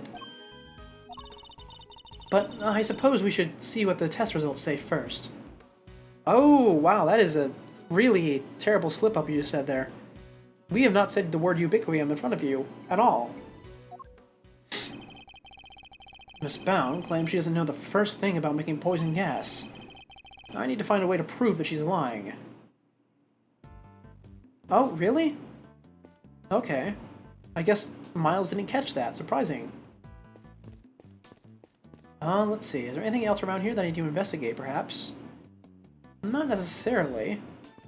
I still am suspicious of her magical... not magical, but her apron that's just appeared. But I suppose... I can't present that quite yet, can I? Can you guys give me confirmation on the whole pot situation? Do you mind, Mr. Winter? You're in my way. I do mind, actually. I'm not going anywhere. You'll just have to go around me. Well, we just thought you might want to move to a better spot, that's all. What better spot? I'd have made you show it to me at once. That's really all it takes to make you do whatever we want. Okay, in that case, maybe Verity? I don't think you've gotten away with anything, Mr. Edgeworth. I'll be reporting your actions to the committee. Do whatever you need to, Judge Gavel. And we'll do the same. You are the stealth-styled Great Thief, correct?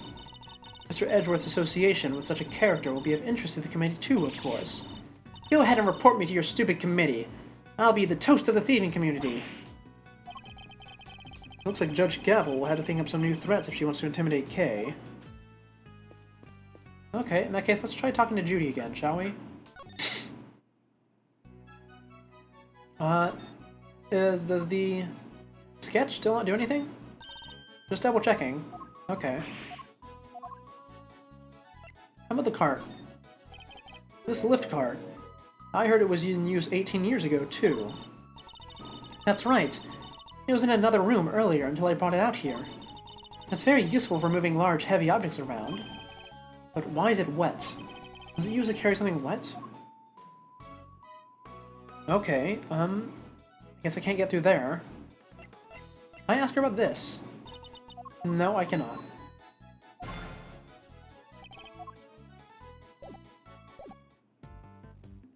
Fender, have you found anything? Hey there, Miles Reno. What's the situation with the investigation?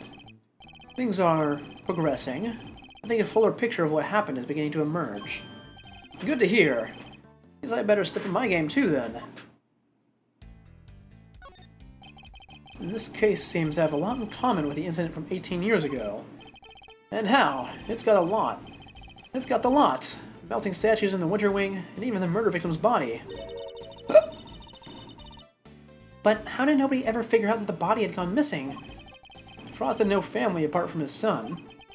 And, well, the kid kind of vanished. Nobody's seen him around since the time of the incident. Cousteau's son, too. Him and his pal from school just up and disappeared. What? And they were never found? Cousteau's boy wasn't. Not far as I heard, anyhow. Guess Frost's kid turned up in the end, though. He collected his inheritance at some point. But yeah, with no family around just after the incident, Frost got no funeral, no nothing. So no need for the police to release the body. No need for anybody to find out they didn't have it. They filed their fake autopsy report, and nobody was any the wiser. Well, almost nobody. I still can't believe Mr. Von Karma would have stooped so low. You should believe that, at this point. How'd the cart? Oh, nothing you say about it? Okay. I thought maybe you'd be a bit more important right now, but I suppose not. Maybe the picture? Can I ask you about that? No, not that either. Okay, maybe there's something around the room then that I missed. Mr. Winter was very clear that you're only allowed to investigate this room, so I'm afraid I can't let you pass. Oh, sorry, sir. It wouldn't make much a difference if you did, officer. You're standing in front of a wall. Oh, but we all know a few bricks won't stop you, Mr. Miles Edgeworth, sir. Wow, he actually kind of sounds scared of you. Just what kind of reputation do I have there at the precinct? Probably a pretty bad one, considering all your interactions with the Gumshoe. How are you, Scone? Anything to say? Hello there, dearie. Still investigating away, are you? Found anything interesting? No, dearie. Well, not much anyway. Silly girl, that wasn't a dearie moment, that was more of a lambkin. Sweetheart is for when you're being sympathetic, of course, and treasure is for when you're in a tiz. Love is for people you're not keen on, and petal you use when you're trying to get someone's attention. Wow, I didn't realize there were so many rules. Mr. Edgeworth, Petal, I hope you're getting all this down. Don't even try it, Kay. Oh, dearie me. Okay, who have I not spoken with? I guess I haven't looked at the fountain myself. It seems the police have already removed the body. But why did the body of a victim from 18 years ago show up in this fountain? And why was it all rotten and stuff? Did it slowly shuffle its way here? Need I remind you that zombies aren't real? It seems likely that the body was preserved somehow. Really? Is that even possible? Hey, Mr. Forensics Guy, anything to report? Yes, ma'am. Traces of both ubiquium and asphyxion have been detected in the fountain. I'm gonna say they were probably carried here by the stream from the Autumn Wing. In addition to those two chemicals, there's also a large amount of sugar. The composition of the sugar is being analyzed as we speak. The sugar in the fountain? Where would it even have come from? From the melting statues. Oh, and that's what I was missing. Okay, the fountain. Edward speaking. Oh, sir, it's me. Is everything alright, Detective? Everybody's left the Winter Wing. It's just me in here now. Which means I can tell you what we found. He really shouldn't be sharing information about the investigation. But after the past week or so, I'm not about to stop him now. The exhibits in here are all completely melted. All that's left in the display cases is some stuff at the bottom. More of it in the Taurus case than in the Gemini case, though. Describe this stuff for me, if you can. Yes, sir. It's like a pale blue liquid. I had the lab run some tests just now. The sample from the Taurus case had a bunch of sugar in it. But the one from the Gemini case had 3 different substances in it. Which were... sugar, salt, and blood. Blood?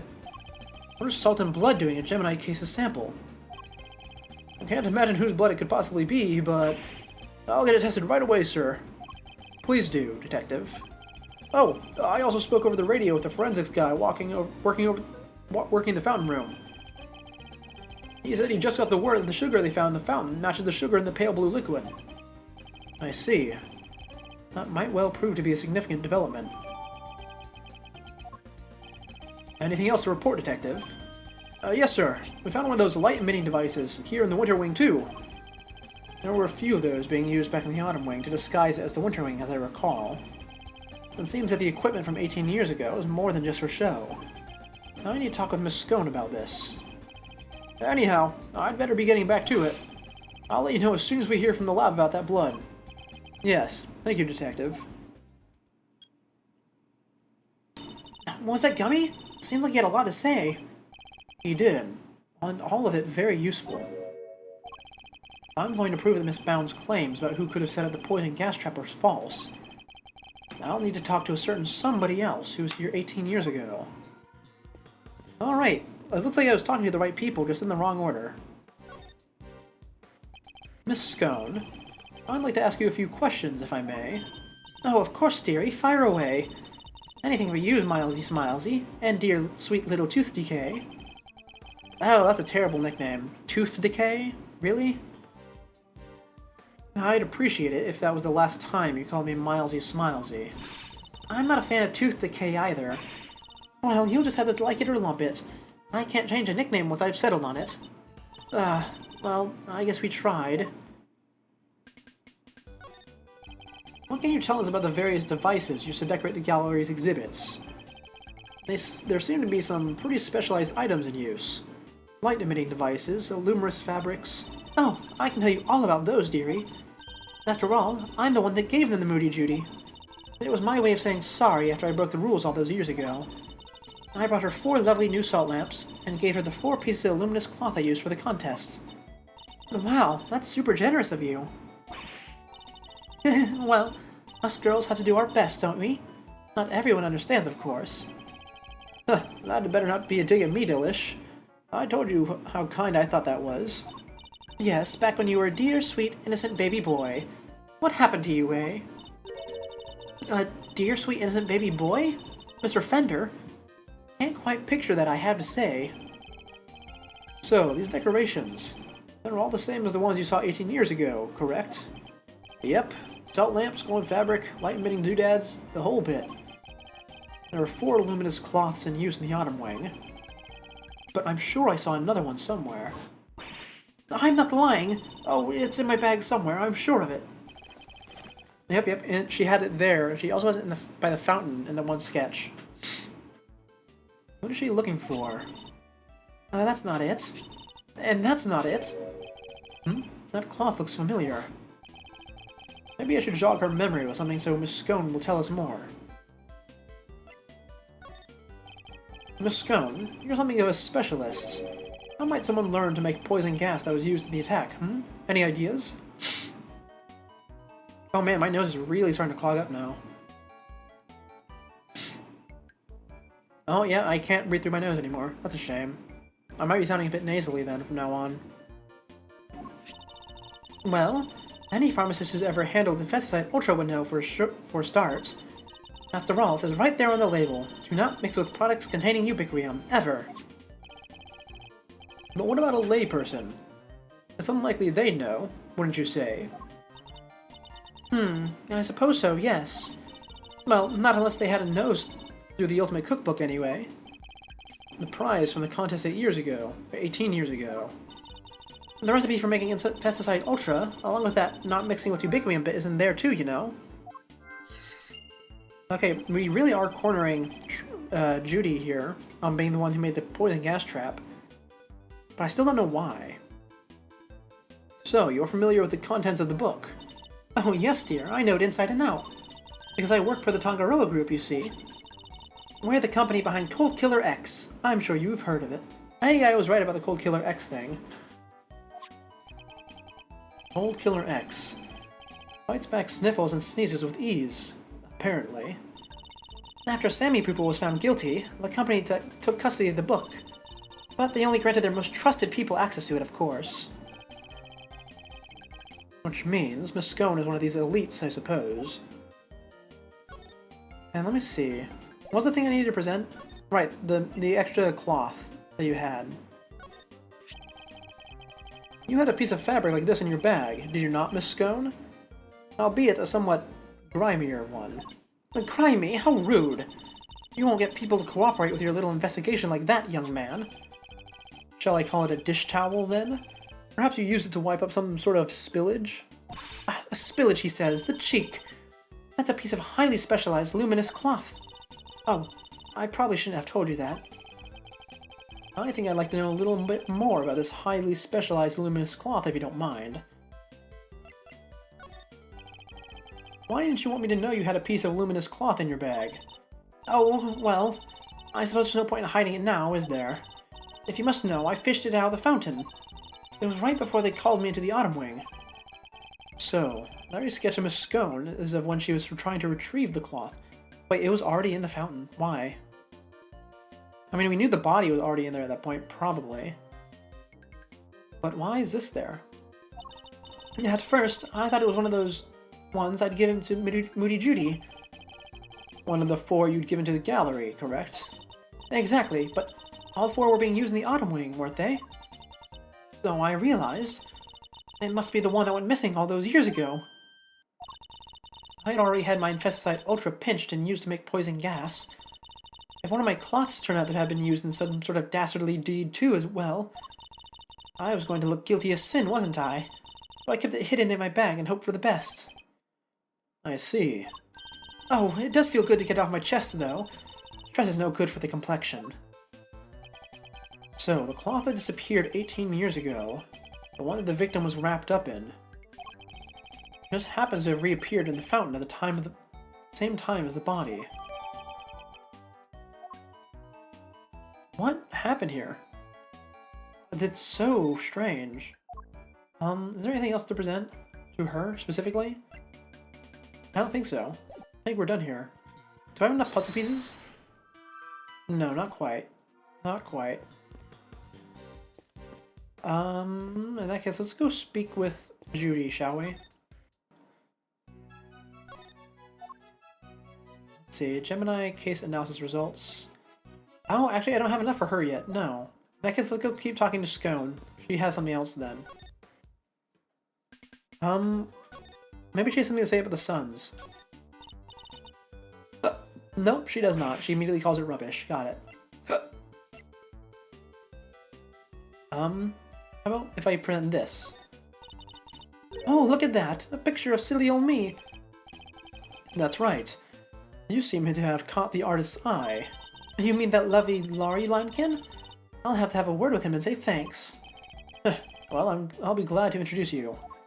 And there's the evil smirk. Yeah. How about the fingerprints? It wasn't you said it wasn't yours, right? Because you weren't wearing gloves. That has the cookbook. Have you read the Ultimate Cookbook, Miss Scone? Of course I have. I'm a pharmacist, you know, even if I do wear a big pink hat.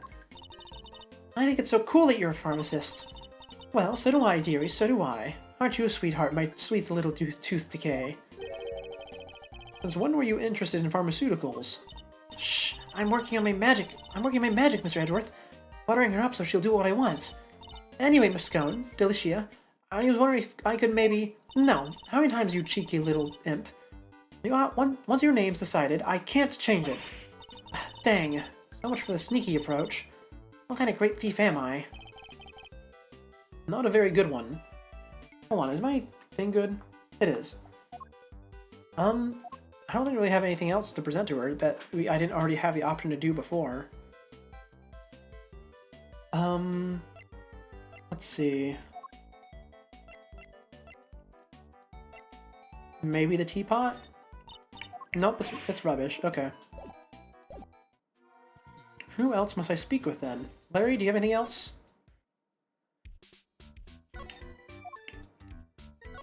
No, probably not. Gavel, do you have anything else? No, she does not. Huh.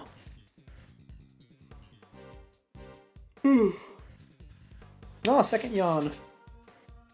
Or, I think second yawn. I'm not counting, really. I will say the main issue I'm having with this one room thing is that I get stuck and I don't know where to go, but I feel like I've done everything. It says I've not talked with Fender, but I absolutely have. Oh, I can talk to him about Judy now. Tell me, Fender, what kind of person is Miss Bound? Huh? Wait a minute. Don't tell me you've got a thing for her, Milester. I do not. Chill, chill, I'm just yanking your chain. Anyway, what can I say about Jude's? Well, she's a real brave trooper for one. What else do you call someone who waits around for 18 whole years like she has for Samson? Even after his extended family kicked her out of this place. What? They threw her out? Yep. Jude's wasn't technically part of the family, so there was nothing she could do. She had nothing, nobody. No job after Samson took the fall. So she had no choice but to take what he taught her and make her own way in the showbiz. She's retired from all that now, though. Yes. Why did she retire? She'd finally made enough to buy the old place back. She even got the Ultimate Cookbook back from the Tangaroa group after they basically stole it. Oh, there we go. That's her other puzzle piece. I guess the place and everything to do with it was all she ever cared about. So she just wanted it back. All of it. Fender seems very sympathetic to Miss Bound's plight. But from a less charitable perspective, she has, in a way, taken everything of Mr. Tangaroa's for herself. Okay, is that the missing puzzle piece that I needed, though? Maybe. I mean, they're both about the cookbook. Oh yeah, because it's saying that she had the cookbook, so she could make the poison. The Ultimate Cookbook contained instructions on how to create the poison gas. Ah, see, exactly as I just said. And the current owner of that book is none other than Miss Judy Bound. No way, you mean... I'm afraid I do. Miss Bound would have been perfectly capable of setting up the gas trap. Finally, we can prove that she's been lying to us. Oh, wonderful. Now, before we do that, it's been a little over 2 hours, and I've been sitting here this whole time not drinking water, so we are going to take a brief break. And guess what? Look at this. Hold on. The break time screen. We get to use it again. Second stream in a row. Isn't that fantastic? So, you all take a break. I'll be back in 3 minutes at most. Let's say 5 minutes at most. See you then.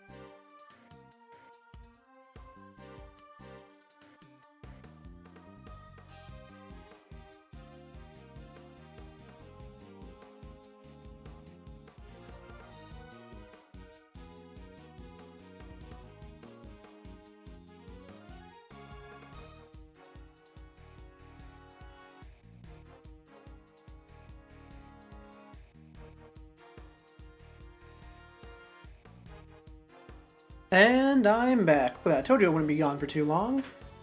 Let's get right back into this. I feel like we're... Oh, wrong screen. I feel like we're coming up on the end soon. Because with this, we're going to have Judy kind of cornered in terms of the poison gas. And we'll just need to figure out who the murderer is. And we don't really have too much of a too many suspects. And the only things we have left to do, really, are wait on the analysis results from, like, maybe the fountain and the teapot, I guess? So let's speak with her one more time, shall we? And we can present immediately. It did not give me... Where did the information get stored at? Maybe just speak with her outright, without presenting anything. This is the same thing so far.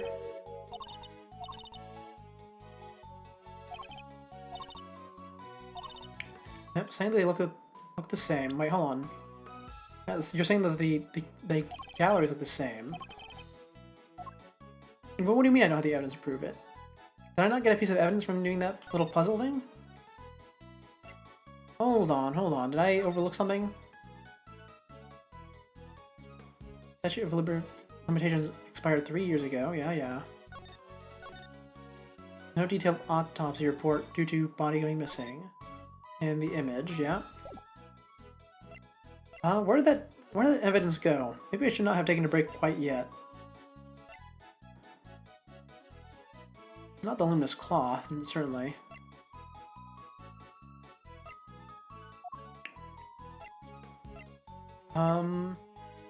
Well, now I'm just kind of confused on what I've done.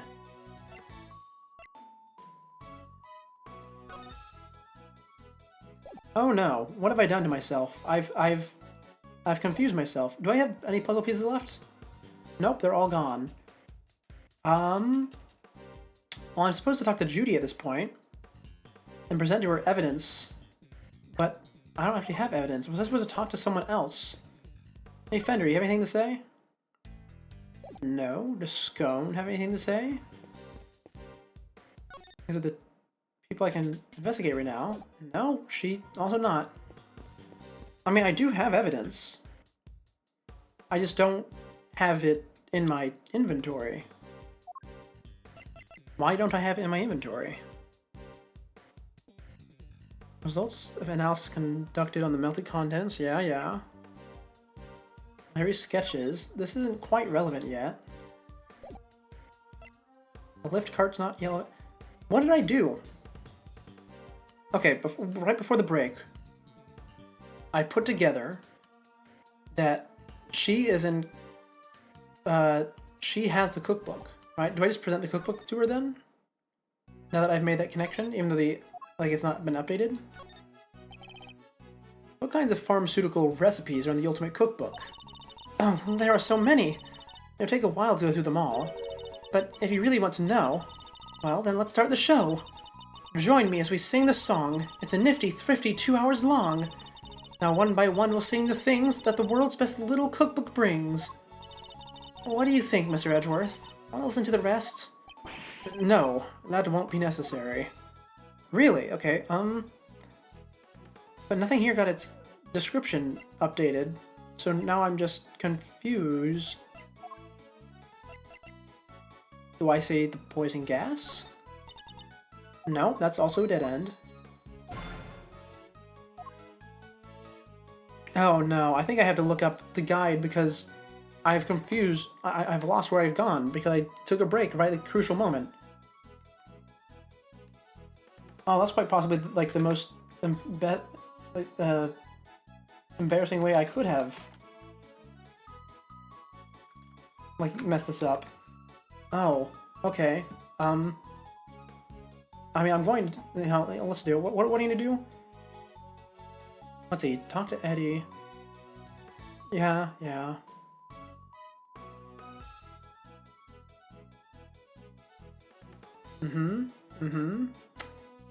Ah, I see. As always, the guide is doing things out of order compared to me.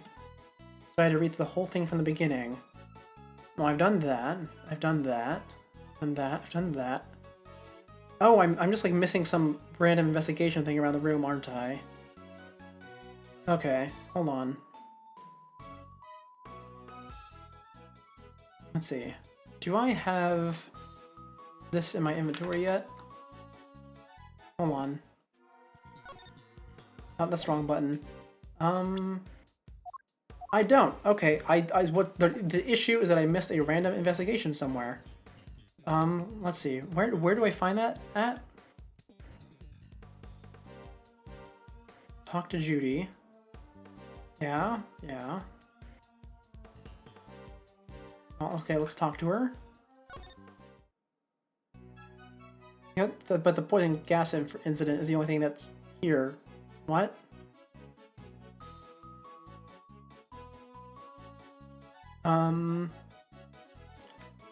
Do I present the cart then?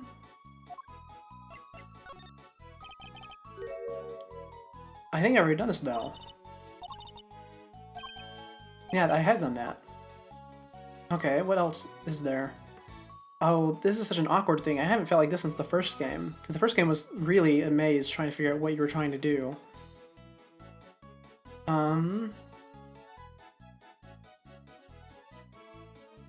What am I missing? Oh my god. That's not it. That's not it.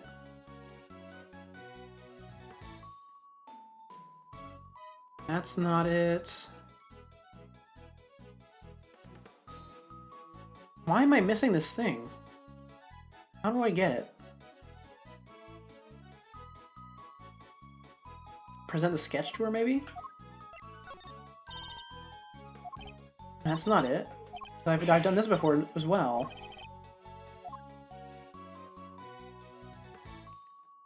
I'm missing something somewhere. Where is it? Hold on. Let's see. It says talk to Judy. And I don't actually have all these options I'm supposed to. Let's see. Do that, do that. Scone. I guess we can go try and talk to Scone? Maybe that will help? Hold on, let me see. The luminous cloth is the one from 18 years ago. Yeah, yeah. Poison gas. Maybe I need to go present the cookbook to Scone? Is that it? I'm really confused. There's something in this room that I missed. No, no, that's not it. Because if I look here, that is... Yeah, if I've done all that dialogue, so there's nothing here I should need to present, right?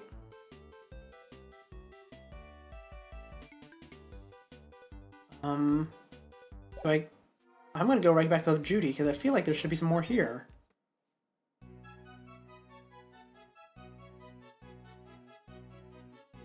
Because, okay, so in this guide it says there's supposed to be 3 dialogue boxes with Judy, with the poison gas incident being number 3.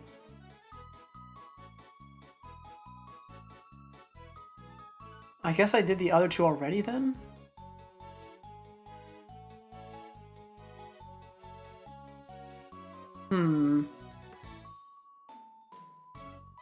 Hold on, maybe I missed something with, and no, that's not it, hold on. Oh, that's what I'm missing. Okay, I figured it out. The reason her dialogue boxes aren't showing up is because I need to deduce something on this cart. Specifically, I need to call out that it's different from the, from Larry's sketch here, with the blue cart with chocolate on it. Okay, that was obscure, and I would not have found that. So it was not because I took a break, it's just because I just didn't make this connection, because I was more focused on Judy's outfit being different. Why is it different, though? Larry, can I ask you something about your sketches? Huh? Fascinated by the work of the great Larry Stoneham? It's the composition, right? Not exactly. This light blue tablecloth. You paint that exactly as you saw it, right? I already told you! Everything is exactly as I saw it. But the tablecloth on this cart in the room is white. Wow. Your head's so full of crazy theories, the simple stuff just passes right by you, huh? What's that look for? Listen, just before I drew that sketch, I was in the middle of some business with a cart with the tea set on it, okay? What kind of business? That's right, it was the hiding the pieces of the teapot I smashed kind. That's nothing to boast about. Anyway, I was still in the middle of cleaning it all up when Judy came out of the winter wing. I didn't want to get busted for breaking the teapot, so I quickly dove out of sight. And I assume this is her moving the body? Wait, Miss Bound came out of the winter wing? Yeah, and she was pushing a cart. A different one. That's the one with the light blue tablecloth on it that I drew. And what did she do with the second serving cart? Well, I saw her wheel it to the summer wing, but I don't know what happened to it after that. When she came back out, she was pushing one of the other carts, the kind you can lift stuff with. A lift cart? Yeah, so I called out to her, but she just ran off and left it behind. Never had her down as the shy type, but it just goes to show, you never know. Another serving cart and a lift cart. Is there maybe another tea set too? We'd better check with Miss Bound. There we go. Now her dialogue boxes should show up. Are there 2 serving carts here at the gallery, Miss Bound? Oh, yes, why do you ask? A certain so-called artist showed us this sketch. I couldn't help but notice the color of the tablecloth. It's light blue. Light blue? I'm afraid your friend must be mistaken. I only use white tablecloths, freshly laundered and starched. Like the perfect wrinkle-free one on the cart here in the fountain room, right? Exactly. I saw so much as a blemish, I'd replace it right away.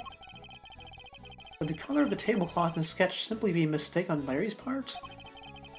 Do you have any idea what you might have been doing when the sketch was drawn? Let me see. I appear to be carrying out my usual duties. I'd like to ask more about these duties, if I may. What exactly were you doing when the sketch was drawn? Because from what I see, your cart doesn't appear to have a tea set on it. I was delivering some chocolate to the investigating officers. Ah, now I'm jealous. I love chocolate. Well, there were a few left over, so here, for both of you. I made them myself. I hope you like them. Whoa! Hehe, thanks, Miss Bound. Well, why not? They're a little melted, but I suppose that's because they've been sitting around in your pocket. They're super sweet. I love them. I'm very glad to hear it. I may not be the prettiest, but I'm grateful for the energy boost nonetheless. Though perhaps they could do with a little less sugar. There we go. Oh, that one took a long time. Mostly because I was getting confused. And that's that. All that's left now is to wait for the results on the tests of the teapot. Oh, there we go. To be continued. We made it. Oh, I'm gonna lean back. I do try to sit up straight during all these, but sitting up straight for 2 hours is a bit rough even for me. A bit out of practice on that.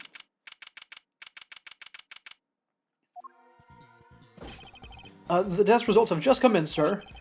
Traces of ubiquium were found in the teapot. They were? Just like Mr. Edgeworth said. Curse you! You better not think this means you beat me. You really need to drop this obsession with coming in first, Mr. Winner. We're all on the same side here, remember? We're all trying to get to the truth. What? But first is best. Everybody knows it's better to be a winner than a loser. That's really no way for a prosecutor to think. Not a successful one, anyway. What? But I... Enough. Mr. Edgeworth. Please refrain from taunting the boy. Ignore him, Eustace. He isn't worthy of your attention. But, Gavel... Oh, all right. Why don't I take care of things here from now? In the meantime, you can perform the far more important task of going and checking on the victim. Oh, yeah, good idea. I'll be right back. Excellent. We shall see you shortly, then. Mr. Winner's annoying, but totally harmless. Judge Gavel, on the other hand... Now... Miss Bound, perhaps you could explain why traces of ubiquium were found in your teapot. I had no idea that there's anything like that in there. Perhaps it's one of the ingredients of the dishwashing soap I use. So, you are telling the court you did not intentionally put ubiquium in the teapot? Yes, exactly. Why would I? Until today, I had no idea it could even be used to make poison gas. You're a trained actress, are you not, Miss Bound?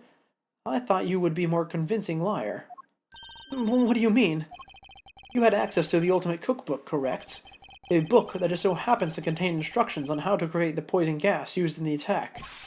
Meaning, it's perfectly possible for you to know exactly how to make it. You're very well informed, Mr. Edgeworth. Miss Bound, is what Mr. Edgeworth said true? The book does contain information on how to make the poison gas, yes.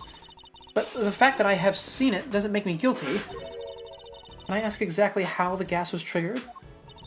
The victim used a blowtorch to heat the lid of one of the display cases, thereby melting the ubiquium. I see. But he locked himself in the room too, didn't he? Surely that's in the fact that he triggered it himself. Wouldn't it point to it being a suicide attempt? Excuse me? Are you stupid? Do you think I'm stupid? Do you think Edgeworth is stupid? No, not at all.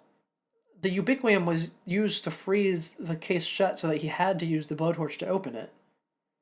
And the door being locked was probably just... I don't know, actually. Why was the door locked? I suppose someone could have locked it from the outside, but you are supposed to be able to unlock it from the inside.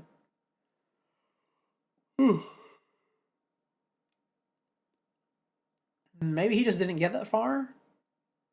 Or maybe one of the ice sculptures were being used to keep the door shut from the outside? It's hard to say. So, she's not willing to admit anything. Furthermore, where would I have gotten a hold of the Infesticide Ultra? Oh, I don't know. Perhaps you stole it. You know, I did bump into Moody Judy a week or so ago, and that very evening I noticed my Infesticide Ultra had gone missing. Judy, surely you didn't. Delicia, you carry your bag of pharmaceuticals with you everywhere, don't you? There would have been any number of opportunities for someone other than myself to steal it from you. That's true, and I don't have any hard evidence that it definitely was Miss Bound who stole it. Judes, there's clearly something you're not telling us.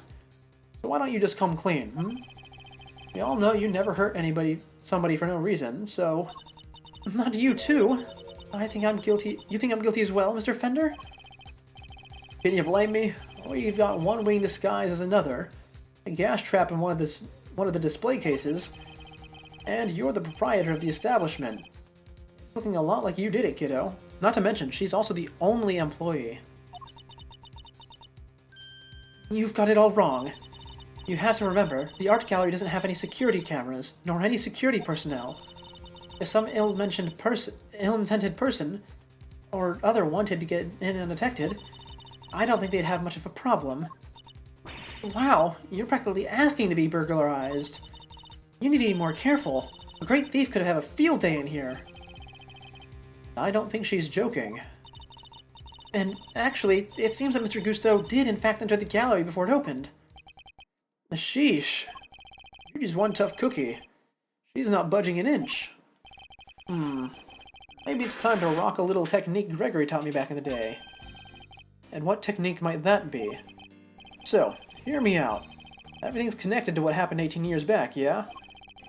And since we're not getting anywhere by focusing only on the here and now, maybe we ought to approach this from a different angle and look to the past for clues instead. Turnabout in thinking. My father used this method as well. Alright, let's run this through the old Thinkatron. How was Judes involved in what happened back then? Oh, wait a second. This is, the other mini-game. I don't remember how it worked, though. I don't even remember what it looked like. Well, I suppose we're about to find out.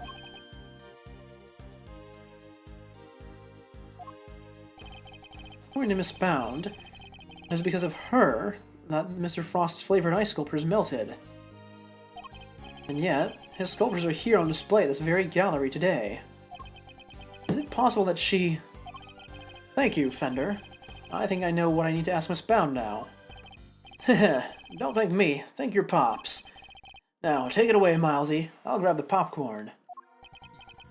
Miss Bound, you say that you were the one that caused Mr. Frost's creations to melt 18 years ago, correct? I'm afraid so. I was young and foolish, and it was a terrible accident. And yet, what you did allowed you to open this exhibit, no? What do you mean? Yes, what do you mean, Mr. Edgeworth? If you were going to ask such questions, perhaps a formal testimony from Miss Bound might be best. Oh, is it not the new minigame? I thought there was a minigame, though. Connected to the whole, turnabout thing. Hold on, I need to refresh my thing, it froze. There was, right? Oh. Okay, now I'm just confused. Is this gonna be a regular testimony then? Yes, perhaps it might. I'd like to know a little more about Zodiac Hall, and about why Miss Bound decided to dedicate this space to Mr. Frost's works. Very well. If you believe it to be relevant to the case, I will allow it. Miss Bound, would you mind? Not at all. I'll do whatever it takes to prove that I'm innocent. Then please, if you could give us some background on Zodiac Hall and the pieces on display here.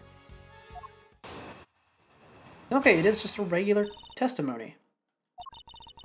It took 18 years, but at long last, I was finally able to buy Samson's home back a little while ago. But a place like this is expensive to maintain, so I decided to turn it into an art gallery. To that end, I collected as many Paul Halik pieces as I could from around the world. Because, if I'm honest, it had always been something of a dream of mine to open a space dedicated to his work. I don't really buy that. I think you wanted this building back because you wanted to get the body out of it. But why the obsession with Paul Halik? Are you just using it as a cover, perhaps? Maybe. Thank you for your testimony, Miss Bound. How wonderful it is that you were able to fulfill your dream. Well, Mr. Edgeworth, everything seems entirely above the board to me. Judge Gavel, that was simply the witness's preliminary statement. As you surely know, the value of that testimony cannot be evaluated without due cross-examination. Spoken like a true attorney. Very well.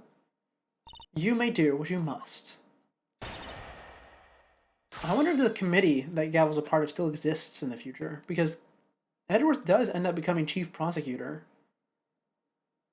And he apparently has quite a bit of say in the, at least in the district. Well, I suppose that's not now is the time, now is not the time to wonder about that. Anyways, what do we want to do here? Turn it into an art gallery because it's expensive to maintain. Yeah, I get that. You collected as many Paul Halik pieces as you could from across the world. I also don't really have any qualms with that. It's always been a dream of yours to open a space dedicated to his work. Really? What does this say, by the way? Nothing important in this, no. Just wanted to double check that. Where, then, would we bring this up? I don't actually know. I think I just need to start pressing her. Hold it! 18 years. You must have gone through a lot to buy it back, Mr. Bound. This home, this place, such memories abound. I couldn't stand to lose what I had found. Oh, you're singing. Oh, and you're dancing. Samson, I did what I had to do. To see that home was waiting here for you. How does she make it look so easy? I'll say. But I wouldn't expect anything less from a trained triple threat performer. You could continue with your testimony, Miss Bound. Minus the singing, if you please. Hold it! You manage the gallery by yourself, Miss Bound. Yes, well, we only opened today, so I haven't done much actual managing yet, but I have to keep the mashing going. Can't have it falling down around my ears. Samson could come home any day, after all. So, she really got the house back for him. I'm so sorry, Judy. I wish I could have done more. Oh, you've done plenty, Mr. Fender. If anyone should have done more, it's me. Even if the only thing I can do right now is keep this place safe for Samson. Hold it! Halik. That was Mr. Frost's pseudonym, correct? Yes, he adopted it while he was working as a sculptor in France. I see. I'm curious about some of the pieces in your collection. More specifically, how were you able to acquire the Tauros and Gemini sculptures? It was my understanding that Mr. Frost died before he can complete them. Yes, I was able to create replicas from the Winter Ring based on the photos of the sculptures he made. Really? Perhaps you can go into more detail about that. Oh, okay. Based on the photos of the sculptures he made. Well, that's not really true, because it looks different than the photos. Because, wasn't that supposed to be Libra? On the right? Not Libra. Capricorn, sorry. Or maybe they were making this one... Hold on. Which one is this? Yeah, this is the 18 years ago. So, these ones look different than the current ones. Oh, that's not it, though. Okay, maybe I need to present the other one around? So I'm presenting the ones from 18 years ago. Do I present the ones that are current? Like the sketch? No, that's also not it. Okay. Well, I just lost 2 points chasing the same theory. Create replicas for the Winter Wing based on photos of... I hit the wrong button. That's fine.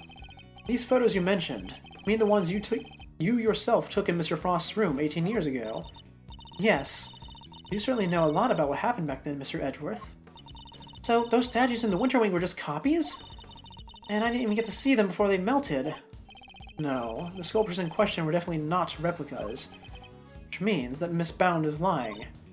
I know, it's such an awful shame. And after you went to do the trouble of to recreate them, too. Okay, this is the looping dialogue. They aren't pursuing the same theory that I am. I guess I just went about it in the wrong way, then. How would I go about that, then? Do I use the fact that the places have swapped? No, I don't think so.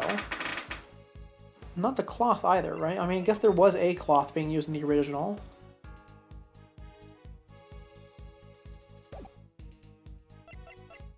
But it certainly couldn't have been this. Well, if it's not the Winter Wing photo, and it's not the Pisces statue sketch, would it be the map? Because to show that this is the wrong room? No. Maybe it is the cloth. No, that's not it either.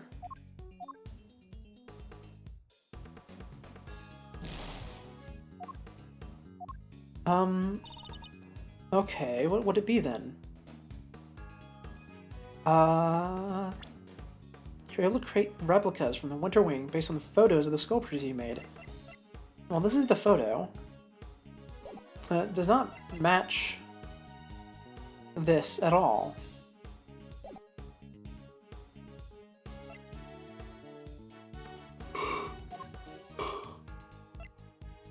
In that case, how exactly do I prove that is the case?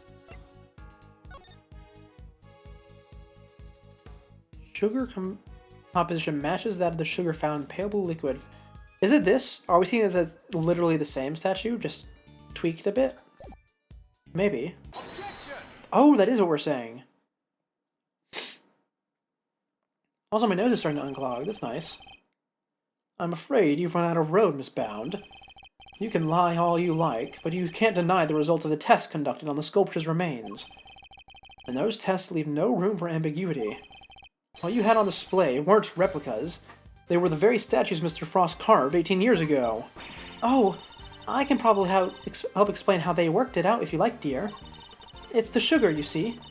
You might think sugar, but the composition is actually very unique. You could probably recreate the statues, but the sweet secret of their chemical makeup? No chance. Thank you, Miss Scone.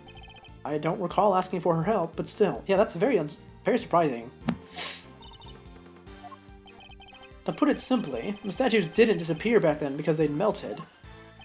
They disappeared because you spirited them away and kept them hidden for those 18 long years. What? She kept a pair of flavored ice sculptures around somewhere for all that time? Huh. It's not the most out there idea in the world, assuming you had a big enough icebox. Quiet, all of you. Miss Bound, have you anything to say in your defense? So, you've already learned that much. Should I take that to mean you admit to having hidden the flavored ice sculptures in question? No. I admit to no such thing. You haven't proven that I was the one who took those statues away, and you won't, because it would have been impossible for me to do so in the first place. And the police were already here when they disappeared. How could I have done it without them noticing? Heh, how indeed. I don't yet know exactly how you did it, but I'm far from ready to say that it was impossible for you to have stolen them away. You're a very persistent man, aren't you, Mr. Edgeworth? I am indeed, and I won't stop until I get to the truth. I see. Then I'd better tell you exactly what I did that day, 18 years ago. Really? That's the angle you're taking on this? What is your game? It doesn't feel like she's trying to prove her innocence. The whole time before the judging began, I was waiting upstairs in our living area on standby. During the judging, I had to go change the camera's film cartridge for Samson. But before I could take the camera back to Samson, I discovered Mr. Frost's body. Later, around when your father arrived, I began to make the rounds to serve tea to everyone present. That was when I saw Mr. Gusteau entering Mr. Frost's room. And those were my movements on the day until it all happened. I hardly see how you could take issue with any of that. And that's for us to decide, Miss Bound. Are you saying there's a contradiction in her story, Mr. Edgeworth? I'm more focused on proving the fact that she did indeed steal those statues. The question is, when would she have been able to have the opportunity to do so? What is going on with her? This doesn't make sense. Why is she volunteering this information when she could so easily say that she doesn't remember because it's been 18 years? This doesn't help her. It's just a distraction. In fact, it might be a distraction that hurts her, if anything. What's her plan? Question is, when would she have the opportunity to do so?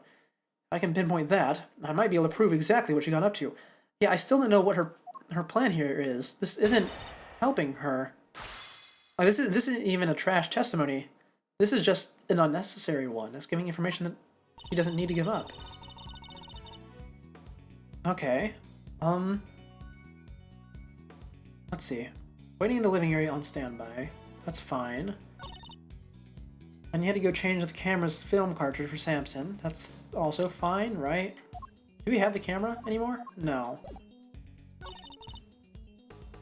Discovered Mr. Frost's body. That was inside of the chocolate thing. How did you find that on your way back? I don't really get that. And then you made the rounds to serve tea to everybody present. That was when you saw Mr. Gusteau entering Mr. Frost's room. What is up with this testimony? I don't understand it. You know, let's just press these last three statements, shall we? Hold it! You entered the room containing Mr. Tangaroa's work before bringing the camera back to him, correct? Yes, I heard the sound of something collapsing. Oh, right, that's why you went in there. I remember that. Samson? Are you in here? Ah! Huh. The sound of the chocolate ship falling over after a certain someone took a bite out of the supports. And Mr. Tangaroa was still in Mr. Gusteau's room when you found the body? Yes, I'm fairly sure that was the case. He was judging each room in order, and he liked to take his time. Oh no, I'm actually getting tired. So, the point at which she discovered Mr. Frost's body. Was this the moment when Miss Bound stole the sculptures? No. Oh, that's how we're doing this, okay. That can't have been the moment she did it. I'd better listen carefully to what she said. In that case, it's right here when you're making the rounds. right? And then because Gusto saw, that's why you decided to get rid of him? Hold it! Just as you did today. Yes, I went around and offered everybody working on the investigation a cup of tea. Present company included. I remember it well. You were here, there, upstairs, downstairs, everywhere with that little card of yours. Interesting. And did anything strike you as strange around that time? Oh yeah, Gregory was singing the praises of Judy's tea, and I think he mentioned his saucer was cold. Saucer was cold. Was this the moment Miss Bound stole the statues? It was, right? Because it's cold because she went into the cold room. Miss Bound, I believe this is when you stole the sculptures. I hate to contradict you, but the fountain room was full of witnesses at that point, Mr. Fender included. Are you suggesting that I somehow got the sculptures out of Mr. Frost's room, right under everybody's noses? That is precisely what I'm suggesting. Miss Bound stole those ice sculptures, and she did it by hiding them here. Yes, in the cart. It's quite a large cart, but I think she would still have to make 2 trips. My father and Fender had no idea that one of the sculptures was a mere inches away from them. Because it wasn't just a tea set you were pushing around, Miss Bound, but a hidden ice sculpture in a glass case. Yeah. Surely such a thing would have been impossible. How would a case of that size fit onto a serving cart? It would have been spotted immediately. Who said anything about on a serving cart? What? I'm not sure I follow, Mr. Edgeworth. What are you suggesting she used instead? I'm suggesting that Miss Bound used this to transport the sculptures. You mean the lifting cart? Take that! And this is? The cart Miss Bound used to move the flavored ice sculptures out of Mr. Frost's room 18 years ago. And it would appear the very same cart is still with us here in the fountain room. It is a pretty big cart. We originally brought it in for use in the contest. And you're saying that Miss Bound loaded Mr. Frost's sculptures onto the cart and carried them off? I am. As you can imagine, all one would need to do is lay the case on its side, add a tablecloth, and it would look exactly like a normal serving cart, thus allowing her to move the sculptures around freely. Can it be? Holy moly, of course! That's why those saucers were so chilly. They were sitting on top of a big block of ice. Judes, how could you? I'm impressive. Then again, you are Mr. Gregory Edgeworth's son. I should have expected no less. There isn't a scrap of evidence that I stole the sculptures all those years ago. And yet, I knew that no matter what I said or did, I'd always be under a cloud of suspicion. So, you admit it? You admit that you stole them from Mr. Frost's room? Yes, I do. I took those sculptures in their glass cases out of that room 18 years ago. As Mr. Edgeworth correctly deduced, I dressed up the lift cart as a serving cart to do it, and slipped in and out of Mr. Frost's room while I was going around serving tea to everybody. Oh no, I'm yawning so much. I need to make sure I don't fall asleep. In the end, I'd remove not only the sculptures, but the flavored ice Zodiac blocks as well. Zodiac blocks. I feel like I've seen them myself before. Yeah, we did earlier. There's a huge block of ice on display here. It must be incredibly heavy. Though, maybe not, with it being hollow on the inside.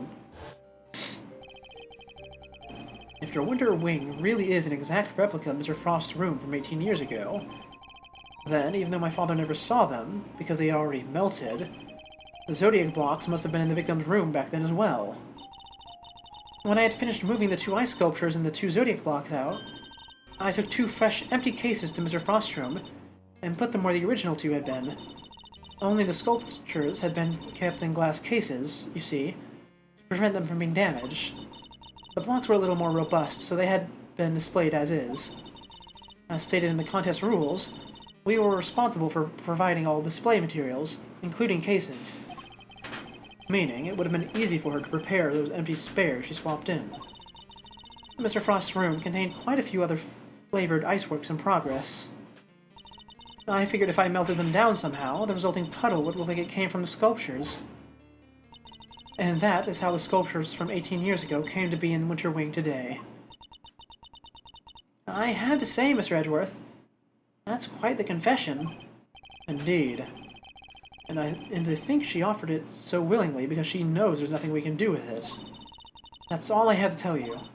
However, despite everything I've shared, you can't charge me with anything now, can you? What? How do you figure that? Oh my. I would have thought you might know this much at least, given you were at the crime scene. I suggest you memorize the various statutes of limitations outlined in this book. Statutes of what? Yeah, the statutes of limitations, I know. Ace Attorney, stupid logic, rules, and laws. Simply put, Kay, prosecutors only have a certain amount of time within which they can put a suspect on trial for a given crime. Let's take a closer look, shall we? Oh, we're gonna rules lawyer her, aren't we? Hold on, I have to read that. I need to know for future reference. 7 years from the date of the crime, separate time frames apply with regards to claims for damages. 15 years from the date of the crime for murder. Statute is suspended should the suspect flee to a foreign country. Statute is suspended from the time of any accomplice's indictment to the end of their trial. Well, the foreign country thing seems important, because Gusteau has been in a foreign country this whole time. So is Gusteau our guy? Is that who we're going after? So it's different for every crime? Murder, 15 years, thief, theft, 7 years? Ah! Yes, Miss Pound stole the ice sculptures 18 years ago. So it's too late to have her arrested for that crime. I don't believe it! Theft is a serious matter, especially when it involves the removal of evidence for from a crime scene. However, as you yourself have just pointed out, Miss Bound can no longer be prosecuted for her crime, rendering your revelation rather pointless, wouldn't you say, Mr. Edgeworth? Huh. I wouldn't be so sure about that. For you see, the theft of the ice sculptures isn't my principal interest here. I find the body that reappeared 18 years after the theft to be considerably more interesting. Are you suggesting that I also hid Mr. Frost's body? I am indeed. But how do you keep a body hidden for 18 years without anybody finding it? By hiding it in a very unusual way. Oh, now this is interesting. Are you telling me that you know where the body has been for all this time, Mr. Edgeworth? It's not such a big leap if you think about what Miss Bound has told us already. Let's just say it wasn't just flavored ice that she removed from Mr. Frost's room back then. Very well. If you are confident in this claim, let us put it to a test. Tell me, Mr. Edgeworth, where exactly was Mr. Frost's body hidden? I want to say it was in the hollow ice. I don't know if I can say that, though. I mean, I can try. But it doesn't even show up on that. I can say it's on the cart. No, I mean, it wouldn't be there for the whole time. But it would just be with the statues, right? Take that! A photograph of Mr. Frost's works. And of the victim's body, Your Honor. You will have to forgive me, but I don't see what you mean. Where exactly in this photograph is Mr. Frost's body? The victim's body is hiding right here. Wait, is this really? The figure covered in cloth? Oh, that's not what I expected, to say the least. Unless we're saying it's under the counter, but those counters are solid, so it can't be that, I don't think. Take that! The Gemini sculpture? Yes, it may look like a sculpture at first glance, but it is in fact Mr. Frost's corpse. What? Surely you can't be serious. I don't see anything in this photograph to support such a wild claim. That's because a certain piece of evidence was used to hide the body in plain sight. And what piece of evidence might that be? The court demands that you present what was used to conceal the body. One of the cloths from the Autumn Wing. Yes, when it's made to glow in just the right way, it's so visually convincing, you might just mistake it for ice. Isn't that right, Miss Scone? Well, yes, dear. But you can make it look like just about anything, really. Even blazing fire. And the right shade of blue would make it look exactly like ice. Look like... exactly like it, in fact. You thought about that the moment you saw the statue? You should have said something now? Oh yeah, I wish you'd said something too. Because I probably would have believed that, actually. I really did not expect them to go there. I thought they were just going to have, like, the body just in the ice room where these things were being kept. But I suppose it makes sense. They do need to get up here somewhere, somehow. Is it not the case that a certain special device is needed to generate these colors, though? If you would care to take another look at the photograph of the Winter Wing, Your Honor. Oh, my controller's dying. It's time to go to keyboard mode. I haven't had to do this in a long time. You'll notice there's a small box connected to the bottom of the Gemini display case. That's one of the very light-emitting devices in question. Detective Gumshoe even confirmed its presence. In fact, this particular device went missing 18 years ago. Back then, it was no doubt firmly connected to the cloth inside the display case, which means Miss Bound had no choice but to take it with her when she removed the sculpture. I know, it really is quite ridiculous, but to be fair, we can't put anything too ridiculous past the series. They are great at interweaving ridiculous concepts with very serious situations. Though, to be fair, this one is a bit of a stretch. So you see, this cloth and the light-emitting device were being used to create the illusion that Mr. Frost's body was in fact a statue carved from ice. No, this can't be. Wait, so you're telling me that when we took that photo of us in the Winter Wing, yes, we were standing right in front of the body. But the body and the cloth were both recovered from the fountain. Why were they found there if the body was supposed to be in the Winter Wing disguised as a sculpture? Because there would have been no mystery as to how the body would have been hidden if there would have been no mystery as to how the body had been hidden if it was found as it is. Miss Bound needed to remove Mr. Frost from the Winter Wing in order to throw us off the scent. Ridiculous. I don't recall her sneaking around behind our backs to throw a body in the fountain. No, and she didn't need to, because she had another method at her disposal. Also, I just gotta say, I hate Gavel. Why is she defending this person? You're a judge. Be unbiased. Her trusty lift cart. The same cart that had proved so useful in executing her original theft. But, I believe she wheeled the body into one of the other wings and floated it down the stream to the fountain.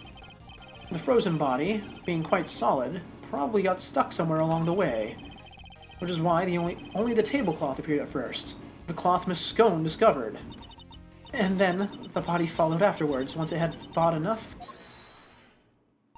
It's an ingenious theory, Mr. Edgeworth, but can you prove that it was me? It seems a little unfair to expect me to accept your accusations without proof, don't you think? What about an eyewitness? Do you think someone might have spotted her when she was moving the body? As a matter of fact, I do. And the contradiction in the piece of evidence I was provided will shed light on exactly how Miss Bound moved the body as well. Well, Mr. Edgeworth, do you have any evidence to support your allegation? Of course. I have a piece of very compelling proof right here. Then please present it to the court. What evidence do you have that proves Miss Bound acted as you claimed? It was the chocolates, right? Because she was walking around delivering them? Or is it the, or are we using the... Hold on, do I use... I use the mouse for this. It's the sketches, right? It's either the sketch or the chocolate. Wrong button. Hold on, these controls are weird. T for present, that's so strange.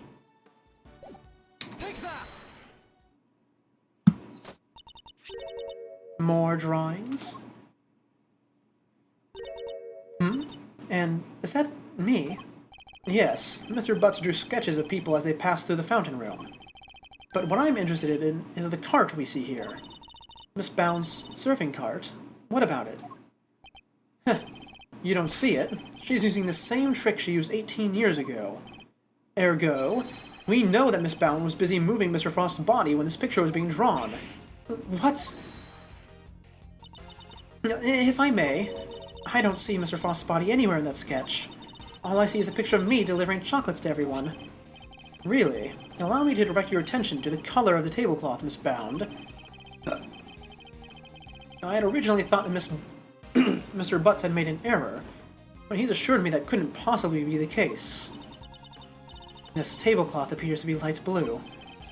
Yes, a shade of tablecloth that Miss Bound doesn't seem to own. The cloth only appears to be light blue due to the body hiding just underneath. What? But the shape of the cart is perfectly rectangular, just as one would expect. Surely it would be immediately obvious that the tablecloth was being draped directly over the body. Not if the body had been placed inside one of the hollow zodiac blocks in the Winter Wing. Place one of those on the lift cart, and it'd easily pass muster as a regular serving cart. Wouldn't you agree? Goddess of Justice. Miss Bound, surely now you must admit that it was you who moved the body, just as you did 18 years ago. I didn't expect you to do all that from a single, simple sketch. But that sketch alone isn't really enough to prove your theory, is it? Huh. You needn't worry on that front. My case doesn't rest solely on Mr. Butt's artwork. Once you had disposed of the body, your serving cart became a simple lift cart once more, which is exactly what we discovered here in the fountain room. And without a serving cart, you had to find some place to put your chocolates. My chocolates? The ones I was handing out? As we saw in the sketch, you had originally placed them on top of the cart, but when the chocolates you gave us came from your pockets. Oh yeah, mine was half melted. It was still super sweet and tasty though. Why did you suddenly feel the need to put the chocolates in your pocket, Miss Bound? It was because you no longer had a serving cart to put them on. That's why. One moment, please. You have explained what Miss Bound did with the chocolates in the lift cart. But what about the tablecloth? Where did it go? Indeed, if stashing the chocolates in her pocket was the only solution she could think of, I doubt Miss Bound had time to dispose of an entire tablecloth. Oh, well, she threw it in the fountain. We know this already. Well, Mr. Edgeworth, do you have an answer for me? Miss Bound didn't hide or dispose of the tablecloth, Your Honor. In fact, it's right here in front of us. Perhaps you would care to enlighten us? Where exactly is the tablecloth Miss Bound used to hide the body? It's not on Miss Bound's person. Oh, actually, wait, no, it is. It's her apron. That's what it is. Right? Let me just double check. Oh, it's so weird using the mouse for this. Because if we look here, she did not have an apron before, and now she does.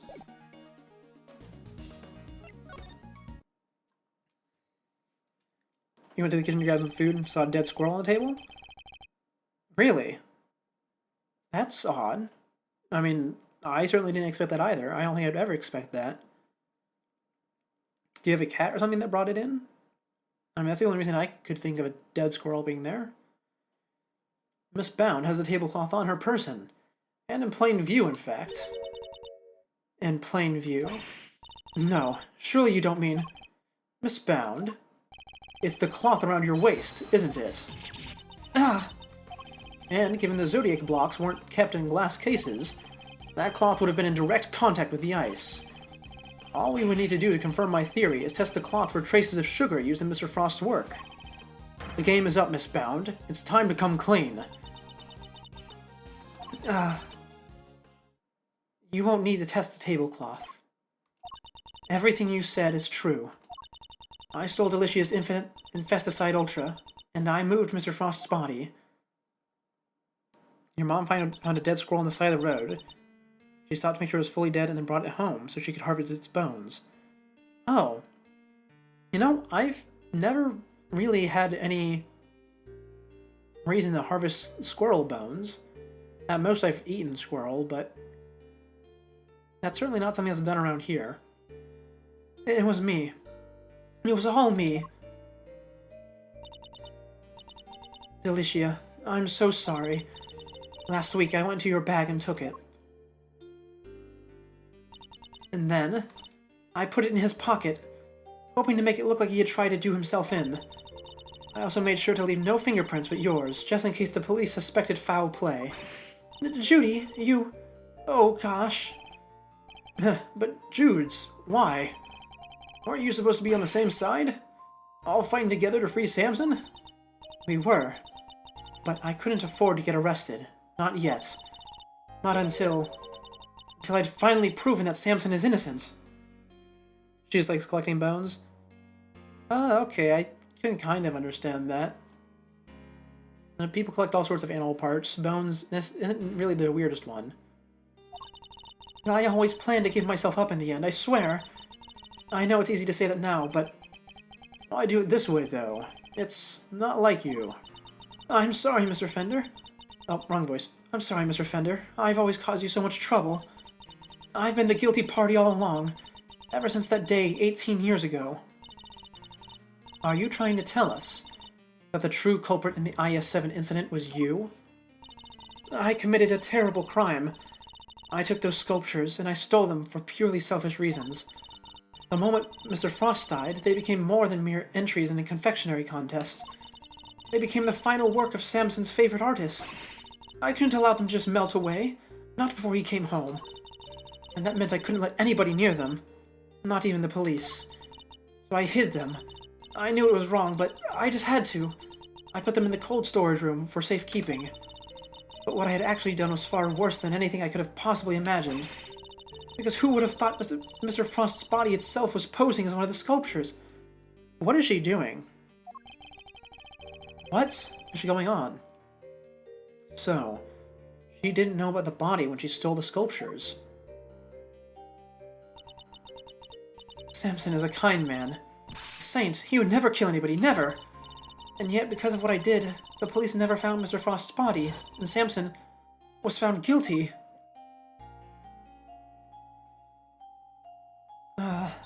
After all, he done for me. He was my family. The only family I had ever had. He was the most important person in the entire world to me. And I... Judes. After his conviction, I was forced out of our home. I was finally able to return only a few days ago, and when I did, I went to the cold storage room to check up on the sculptures, and that's when I saw it. Mr. Frost's body.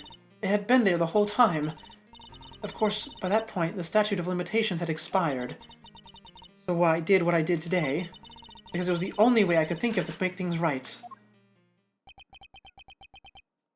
Although both the cats and the dogs are very interested in the dead squirrel.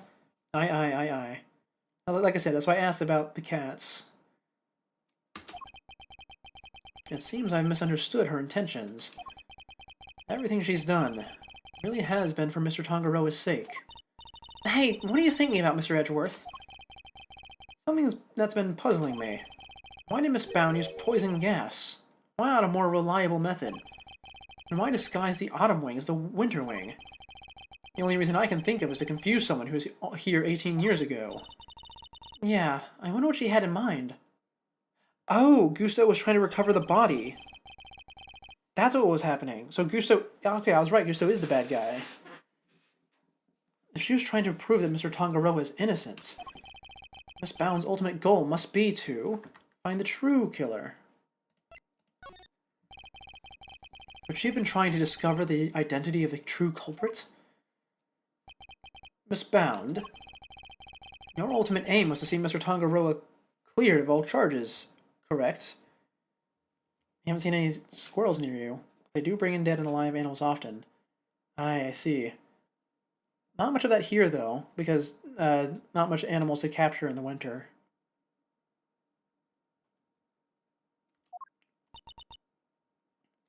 And to that end, you had to expose the real killer and have the police find the body from 18 years ago. Is my understanding of your intentions correct? Exhibiting these sculptures was sure to force a killer to return to the crime scene.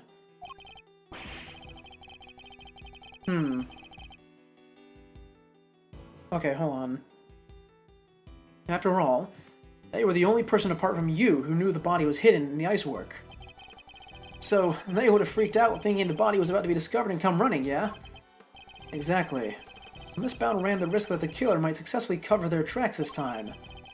In the worst case scenario, they might even have been able to remove Mr. Frost's body from the scene. So how could you lure the true killer into revealing themselves without putting vital evidence at risk? Oh, I see what you're getting at. You're saying that's why the Autumn Wing was all winter wingy. I am. You were betting on one thing, Mistbound, weren't you? That whoever opened the Pisces case you had so carefully disguised as the Gemini case would be the real perpetrator of the IS-7 incident. No. But that would mean the real killer was... Enough. Not another word. You do realize the implications of what you were saying, Mr. Edgeworth. Are you prepared to stand behind the accusation you are clearly about to make?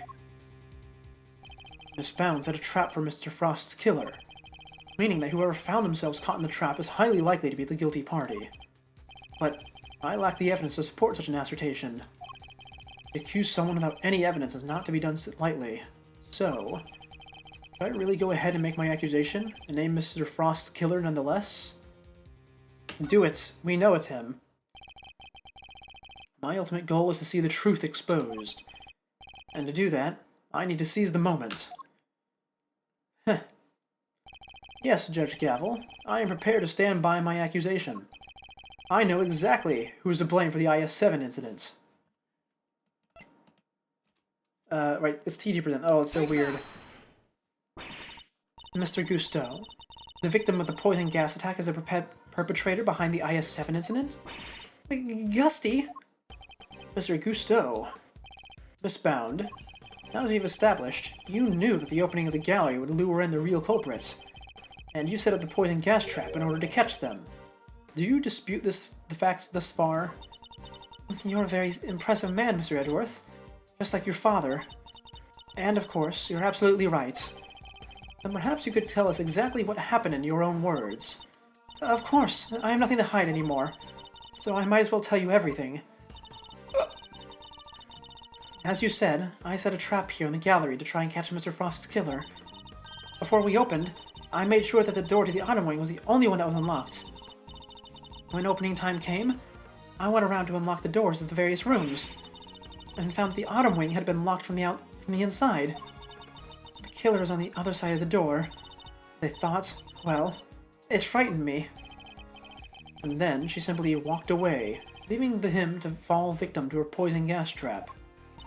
When I heard that Mr. Gusteau was being treated for gas inhalation, that's when I knew he was the murderer.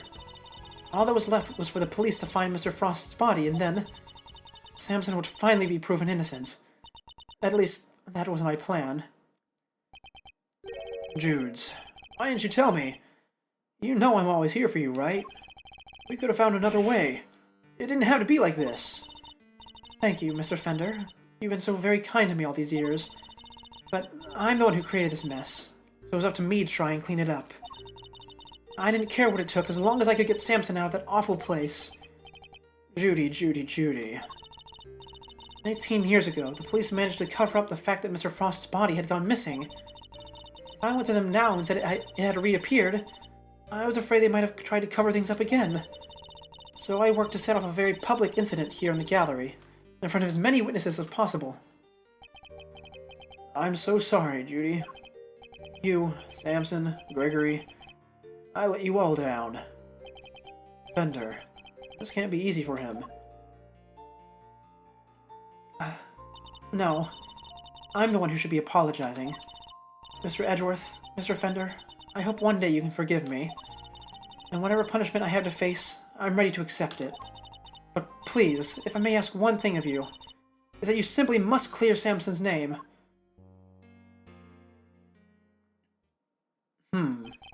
The way the truth of these past 18 years had come to light was unexpected, to say the least.